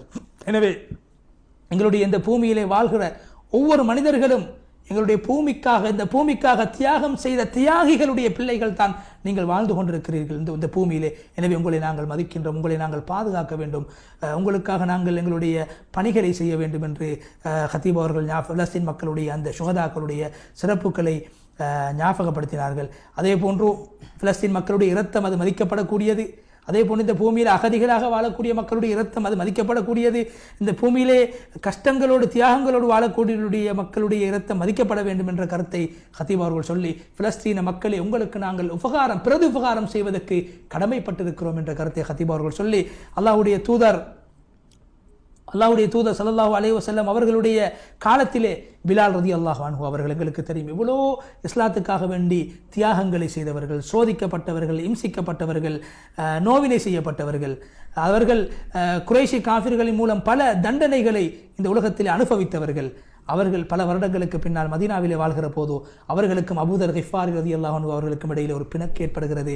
அந்த நேரத்தில் அபூதர் கிஃபாரி ரலியல்லாஹு அன்ஹு அவர்கள் பிலால் ரலியல்லாஹு அன்ஹு அவர்களை பார்த்து சொல்கிறார்கள், ஏ கருப்பியின் மகனே, நீ என்னோடு சண்டை பிடிக்கிறாயா என்று பிலால் ரலியல்லாஹு அன்ஹு அவருடைய அந்த கருப்பியின் மகன் என்று கொஞ்சம் கடுகடுத்து பேசிய நேரத்திலே, சண்டை பிடித்த நேரத்திலே பிலால் ரலியல்லாஹு அன்ஹு அவர்களுக்கு கோபம் ஏற்பட்டு நபி ஸல்லல்லாஹு அலைஹி வஸல்லம் அவர்களிடத்திலே வந்து முறைப்பாடு செய்கிற போது ஸல்லல்லாஹு அலைஹி வஸல்லம் அவர்கள் சுப்ஹானல்லாஹ் மிகவும் அழகாக நடந்து கொண்டார்கள். மிக அழகாக ஒவ்வொரு குடிமக்களுடைய உரிமைகளையும் சரியாக அவர்களுக்கு வழங்கி, ஒவ்வொரு மக்களுடைய சிறப்புகளையும் விளங்கி ஸல்லல்லாஹு அலைஹி வஸல்லம் அவர்கள் நடந்திருக்கிறார்கள். இந்த நேரத்திலே ஸல்லல்லாஹு அலைஹி வஸல்லம் அவருடைய முகத்தில் ஒரு மாற்றம் ஏற்பட்டு கோபம் அடைந்து, ஏன் பிலால் ரலியல்லாஹு அன்ஹு அவர்கள் இஸ்லாத்துக்காக பல தியாகங்களை செய்து பல துன்பங்களை அனுபவித்தவர்கள், இந்த பிலாலுக்கு அபூதர் கிஃபாரி கருப்பியின் மகனே என்று சொல்லிவிட்டார் அல்லவா? இதனால் ஸல்லல்லாஹு அலைஹி வஸல்லம் அவர்கள் அந்த அபூதர் கிஃபாரி ரலியல்லாஹு அன்ஹு அவர்களை பார்த்து கேட்டார்கள், சொன்னார்கள், நீங்கள் ஜாஹிலிய காலத்து பண்பை கொண்ட ஒரு மனிதராக இருக்கிறீர்கள் அல்லவா? ஜாஹிலிய காலத்திலே அவர்கள் ஏசுவதை போன்று, திட்டுவதை போன்று நீங்கள் ஏசுகிறீர்களே என்று அங்கு அபூதர் கிஃபார் ரலியல்லாஹு அன்ஹு அவர்களை வார்த்தையால் ஸல்லல்லாஹு அலைஹி வஸல்லம் அவர்கள் தண்டித்தார்கள். காரணம் என்ன? இந்த பிலாலுடைய மனம் புண்படக்கூடாது. ஏன்? அவர் இஸ்லாத்துக்காக நிறைய தியாகங்களை செய்திருக்கிறார். அந்த பிலாலை நாங்கள் கண்ணியப்படுத்த வேண்டும், மதிக்க வேண்டும், பிரதி உபகாரம் செய்ய வேண்டும் என்பதற்காக வேண்டி.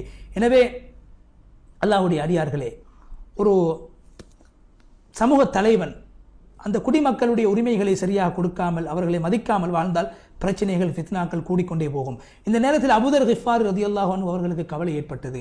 நான் பிலாலுக்கு இப்படி நடந்து விட்டேன், பிலாலுடைய சிறப்பை விளங்காமல் நான் நடந்து விட்டேன் என்று அவர்களுக்கு கவலை ஏற்பட்ட போதோ என்ன செய்கிறார்கள்? தன்னுடைய முகத்தை பூமியிலே வைத்து சொல்கிறார்கள். பிலால் ரலியல்லாஹு அன்ஹு அவர்களை பார்த்து சொல்கிறார்கள், எனக்கு மேலே நீங்கள் ஏறி மிரியுங்கள், எனக்கு தண்டியுங்கள், என்னை தண்டித்து விடுங்கள் என்று சொன்னபோது பிலால் ரலியல்லாஹு அன்ஹு அவர்கள் அழுது கொண்டு அபூதர் கிஃபார் ரலியல்லாஹு அன்ஹுடைய கன்னத்தை முத்தமிட ஆரம்பிக்கிறார்கள். இரண்டு பேர்களும் அழ ஆரம்பித்து விட்டார்கள். இப்படித்தான் ஸல்லல்லாஹு அலைஹி வஸல்லம் அவர்கள் முன்னோர்கள், தியாகிகள், அதாவது உபகாரம் செய்தவர்களுக்கு பிரதி உபகாரம் செய்ய வேண்டும், அவர்களை மதிக்க வேண்டும் என்று கருப்பராக இருந்த பிலால் ரலியல்லாஹு அன்ஹு அவர்களை மதித்து அவருடைய உரிமையை பெற்றுக் கொடுத்தார்கள் ஸல்லல்லாஹு அலைஹி வஸல்லம் அவர்கள். எனவே இவ்வாறு தான் நாங்களும் படிப்பினைகளை பற்றி நாங்கள் நடக்க வேண்டும். எனவே நாங்கள் மற்றவர்களுடைய சிறப்புகளை விளங்கி அவர்களை மதிக்கக்கூடியவர்களாக நாங்கள் மாற வேண்டும் என்று ஹத்தீப் அவர்கள் சொல்லிவிட்டு, அல்லாஹ்வுடைய, அதாவது நாங்கள் மற்றவர்களை ஒருவர் இன்னொருவரை மதித்து வாழ்வதன் மூலமாக இந்த உலகத்தில் கண்ணியம், மதிப்பு அது பெருகி கொண்டு போகும், அது பரவலாகி கொண்டு போகும், அன்பு, ஆதரவு எங்கள் மக்களுக்கு மத்தியில் ஏற்படும். அதே போன்று நாங்கள் மற்றவர்களுக்கு அநியாயம் செய்ய வேண்டிய ஒரு கட்டம் ஏற்பட்டால் நாங்கள் எப்போதும் அல்லாஹ் எங்களை பார்த்து கொண்டிருக்கிறான், அல்லாஹ் எங்களை தண்டிப்பதற்கு போதுமானவர் என்ற உணர்வை நாங்கள் ஏற்படுத்திக் கொள்ள வேண்டும். அதே போன்று யாரெல்லாம் இந்த மஸ்ஜிதுல் அக்ஸாவை பாதுகாக்க வேண்டும் என்பதற்காக அணி திரண்டு வருகிறார்களோ அவர்களுக்கு சிறப்பு இருக்கிறது, அவர்களுக்கு நாங்கள் கடமைப்பட்டிருக்கிறோம் என்ற கருத்தை ஹத்தீப் அவர்கள் சொல்லி, அதே போன்று இந்த பூமியிலே வந்து யார் யாரெல்லாம் சுஜூத் செய்கிறார்களோ அவர்களுக்கும் சிறப்பு இருக்கிறது, யார் யாரெல்லாம் முற்றுகையிடப்பட்டிருக்கிறார்களோ அவர்களுக்கும் தனிப்பெரும் சிறப்பு இருக்கிறது என்று அந்த பிலஸ்தீனுடைய பூமியிலே வாழ்கிற மக்களை சொல்லி, அதே போன்று குறிப்பாக சில பிரதேசங்களில் மக்கள் பாதிக்கப்பட்டு கொண்டிருக்கிறார்கள், அந்த பிரதேசங்களுடைய பெயர்களை சொல்லி அவர்களுக்கு நாங்கள் கடமைப்பட்டிருக்கிறோம், அவர்கள் சிறப்புக்குரியவர்கள் என்று அவர்களுடைய சிறப்புகளை எல்லாம் சொல்லி அவர்களை ஆதரிக்க வேண்டும் என்ற கருத்தை ஹதீப் அவர்கள் சொல்லி, அதே போன்று யாரு எங்களுடைய இந்த பூமியை அபகரித்திருக்கிறார்களோ அவர்கள் நன்றி கெட்டவர்களாக இருக்கிறார்கள், மனிதர்களை மதிக்காதவர்களாக இருக்கிறார்கள் என்ற கருத்தையும் ஹதீப் அவர்கள் சொல்லி, அதே போன்று யார் அல்லாஹ்வின் பக்க மக்களை அழைக்கின்ற தாவாவுடைய பணியில் ஈடுபட்டு வருகிறார்களோ அவர்களும் சிறப்புக்குரியவர்கள், அதே போன்று இந்த பூமி பாதுகாக்கப்பட வேண்டும் என்பதற்காக யார் யாரெல்லாம் கருத்தால் பாடுபடுகிறார்களோ அவர்களும் சிறப்புக்குரியவர்கள், மதிக்கப்பட வேண்டும் என்று ஹதீப் அவர்கள் சொல்லிவிட்டு, எனவே பிலஸ்தீன் மக்கள் கண்ணியமானவர்கள், அவர்கள் உறுதியானவர்கள், அவர்களுடைய அதாவது அவர்கள் அநியாயம் இழைக்கப்படுகின்ற காரணத்தினால் அவர்களை ஒருபோதும் இழிவுபடுத்த முடியாது. ஏன், அவர்கள் சுதந்திரமான பெண்களுக்கு கிடைத்த பிறந்த சுதந்திரமானவர்கள் என்று ஹதீப் அவர்கள் ஞாபகப்படுத்திவிட்டு, ஒரு மனிதன் எப்போதும் அல்லாஹு தஆலா மற்றவர்களோடு நாங்கள் பழகுகிற போது பேசுகிற போது எவ்வாறு நடக்க வேண்டும் என்பதை அல்லாஹ் குர்ஆனிலே சொல்லியிருக்கிறான். அதுக்கு ஒரு நிகழ்வை சொல்கிறார்கள். ஹலீஃபா ஹாரூன் ரஷீத் இடத்திலே வந்து ஒரு நபர் கொஞ்சம் கடினமாக பேச ஆரம்பிக்கிறார். அந்த நேரத்திலே ஹலீஃபா ஹாரூன் ரஷீத் அவர்கள் அந்த நபரை பார்த்து சொல்கிறார்கள், அல்லாஹு தஆலா உன்னை விட சிறந்த ஒருவரை என்னை விட மோசமான ஒருவரிடத்திலே, அப்படின்னால் மூசா நபியை என்னை விட சிறந்த மூசா நபியை என்னை விட மோசமான ஃபிரௌனிடத்திலே, உன்னை விட சிறந்த மூசா நபியை என்னை விட மோசமான ஃபிரௌனிடத்திலே அனுப்புகிற போது அல்லாஹ் என்ன சொன்னான்? ஃபகூலா லஹு கௌலன் லய்யினா. அந்த மூசா நபி ஹாரூன் அலைஹிஸ்ஸலாம் 2 பேரை பார்த்து அல்லாஹ் சொன்னான், நீங்கள் அவர்களோடு மிருதுவாக பேச வேண்டும், அன்பாக பேச வேண்டும், அதாவது இலகுவான வார்த்தைகள், நல்ல அழகான வார்த்தைகளை கொண்டு ஃபிரௌனோடு பேச வேண்டும் என்று மூசா நபியையும் ஹாரூன் அலைஹிஸ்ஸலாத்தையும் பார்த்து அல்லாஹ் சொல்லியிருக்கிறான். ஏன், அந்த மிருதுவான வார்த்தையை கேட்ட ஃபிரௌன் படிப்பினை பெற்று திருந்தி அல்லாஹ்வுடைய அச்சத்தோடு வாழலாம். எனவே நீங்கள் என்னோடு கடினமாக பேசக்கூடாது என்று ஹாரூன் ரஷீத் அவர்கள் தன்னோடு கடினமாக பேசிய ஒருவரை பார்த்து இவ்வாறு குறிப்பிட்டார்கள். எனவே எங்களுடைய பூமியை பறிக்க வேண்டும் என்று யாரெல்லாம் நாடுகிறார்களோ அவர்கள் எங்களுடைய நற்குணங்களை பறிக்க முடியாது, நற்குணங்களின் மூலம் நாங்கள் உயர்வு காண வேண்டும் என்ற கருத்தை ஹதீப் அவர்கள் சொல்லிவிட்டு, அதே போன்று மிருதுவான பேச்சு, உண்மையான பேச்சுக்கள் பேசுகிற போது அது உண்மையை வெளிப்படுத்துவதற்கு அது காரணமாக மாறும். யாரையும் கடினமாக நாங்கள் நடப்பதற்கோ யாருடைய மனதையும் புண்படுத்தக்கூடியதாக எங்களுடைய வார்த்தை பிரயோகங்கள் அமையக்கூடாது என்ற கருத்தையும் ஹதீப் அவர்கள் சொல்லிவிட்டு, உங்களுக்கு மத்தியில் மனிதர்களே அல்லாஹு தஆலா வைத்திருக்கக்கூடிய சிறப்புகளை நீங்கள் மறந்து வாழக்கூடாது, மற்றவர்களுடைய சிறப்புகளை விளங்கி நீங்கள் மற்றவர்களை மதித்து வாழ வேண்டும் என்ற கருத்தை சொல்லிவிட்டு, இறுதியாக பிலஸ்தீன் பைத்துல் மக்தூஸுடைய பூமியிலே வாழக்கூடிய மக்களே, இந்த உலகம் உங்களை பார்த்து கொண்டிருக்கிறது. இந்த உலக வாழ் மக்கள் உங்களுக்கு உதவி செய்வதற்காக காத்து கொண்டிருக்கிறார்கள். ஆனால் உங்களுடைய நோக்கத்தை நீங்கள் மறந்துவிடக்கூடாது. விரோதிகள் உங்களை சூழ்ந்திருக்கிறார்கள். விரோதிகள் இந்த பூமியை பறிப்பதற்காக தயார் நிலையிலே இருக்கிறார்கள். இந்த நேரத்திலே அவர்கள் ஃபித்னாக்களை உண்டு பண்ணுவதற்கு தயாராக இருக்கிறார்கள்.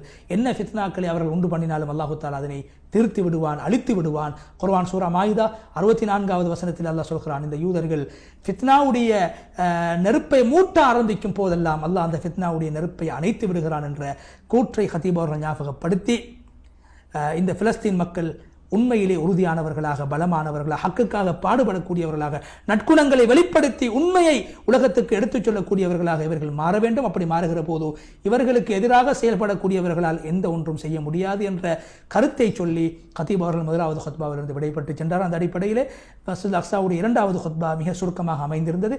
அதை ஷேக் ஆஷிக் ரஷாத் ஹதரத் அவர்கள் நேயர்களுக்கு சுருக்கமாக வழங்குவார்கள். ஹம்து ஸலவாத் வசியத்துக்கு பின்னால் 5 குர்ஆன் வசனங்களோடு ஹுத்பாவை எடுத்துக்கொண்டார்கள். அதாவது ஒரு மனிதன் தான் முயற்சி செய்து பாடுபட்டு செய்த அமல்கள் தான் அவனுக்கு கிடைக்கும், வேறொன்றும் கிடைக்காது. அவனுடைய முயற்சி அவனுக்கு காட்டப்படும். அதே போன்று அதனுடைய கூலி பரிபூர்ணமாக அவனுக்கு வழங்கப்படும். சூரா நஜ்முடைய 39 தொடக்கம் 41வது வசனங்கள் வரை. அடுத்ததாக பக்கராவுடைய அடிக்கடி மீட்டி ஓதிய வசனம், உங்களுக்கு மத்தியில் இருக்கின்ற சிறப்பை, நன்றி மனப்பான்மைகளை மறந்து நடக்க வேண்டாம், பிறர் செய்த உபகாரங்களை மறந்து நடக்க வேண்டாம் என்ற வசனம். அப்படி நடந்து நீங்கள் நன்றி கெட்டவராக மாறிவிட வேண்டாம். இறுதியாக சூரா இப்ராஹிம் 34வது வசனம், நீங்கள் அல்லாஹுடைய நியாமத்துகளை பேசியதெல்லாம் முழுக்க முழுக்க மக்கள் செய்த உபகாரங்கள், அதற்கு மேல் அல்லாஹ் செய்த நியாமத்துகள், நன்றிகளை, உபகாரங்களை நீங்கள் எண்ண ஆரம்பித்தால் நீங்கள் எண்ணி முடிக்க முடியாது, மற்றிட முடியாது. நிச்சயமாக ஒவ்வொரு மனிதனும் அல்லாஹ்வுக்கு முன்னிலையில் மிகவும் தன்னைத்தானே அநியாயம் செய்து கொண்டவனாகவும் நன்றி கட்டவனாகவும் இருக்கின்ற குர்ஆன் வசனத்தோடு விடைபெறுகிறார்கள் ஹத்தீப் சரந்த ஹஃபிதுல்லா அவர்கள். ஆம் நேயர்களே, அந்த அடிப்படையில் இன்றைய நிகழ்ச்சியிலே நாங்கள் இஸ்லாமிய புனித ஸ்தலங்களுடைய அந்த ஹுத்துபாக்களின் மொழிபெயர்ப்புகளை பார்த்தோம்.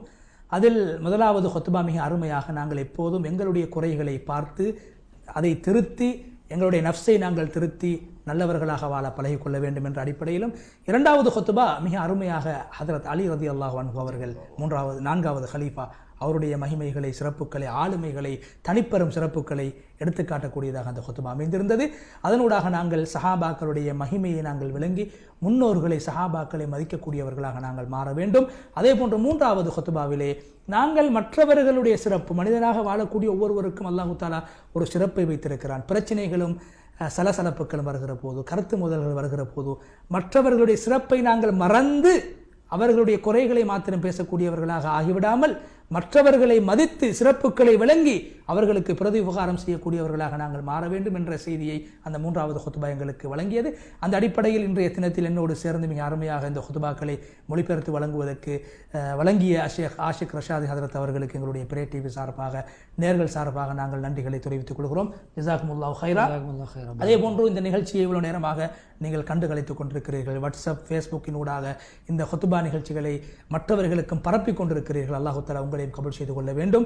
உங்களுடைய நிலைமைகளையும் அல்லாஹ் சீராக்க வேண்டும். இந்த ஹுத்பாக்களின் ஊடாக பயன்பெறக்கூடியவர்களாக, நேர்களாகிய உங்களையும் அல்லாஹ் ஆக்க வேண்டும் என்ற துஆவோடு எங்களுடைய இந்த நிகழ்ச்சியை கச்சிதமான முறையில் தொகுத்து வழங்குவதற்கு உதவியாக இருக்கின்ற நிகழ்ச்சி தயாரிப்பாளர் நண்பர் ரிஸ்வானுக்கும், அதே போன்று தொழில்நுட்ப உதவியில் ஈடுபடுகின்ற நண்பர் உமைருக்கும் அல்லாஹ் தஆலா அருள் பாலிக்க வேண்டும் என்ற துஆவோடு இன்னும் ஒரு மனாபிருல் இஸ்லாம் நிகழ்ச்சியினூடாக அடுத்த வாரம் இன்ஷா அல்லாஹ் உங்களை சந்திக்கும் வரை விடைபெற்று செல்கிறோம்.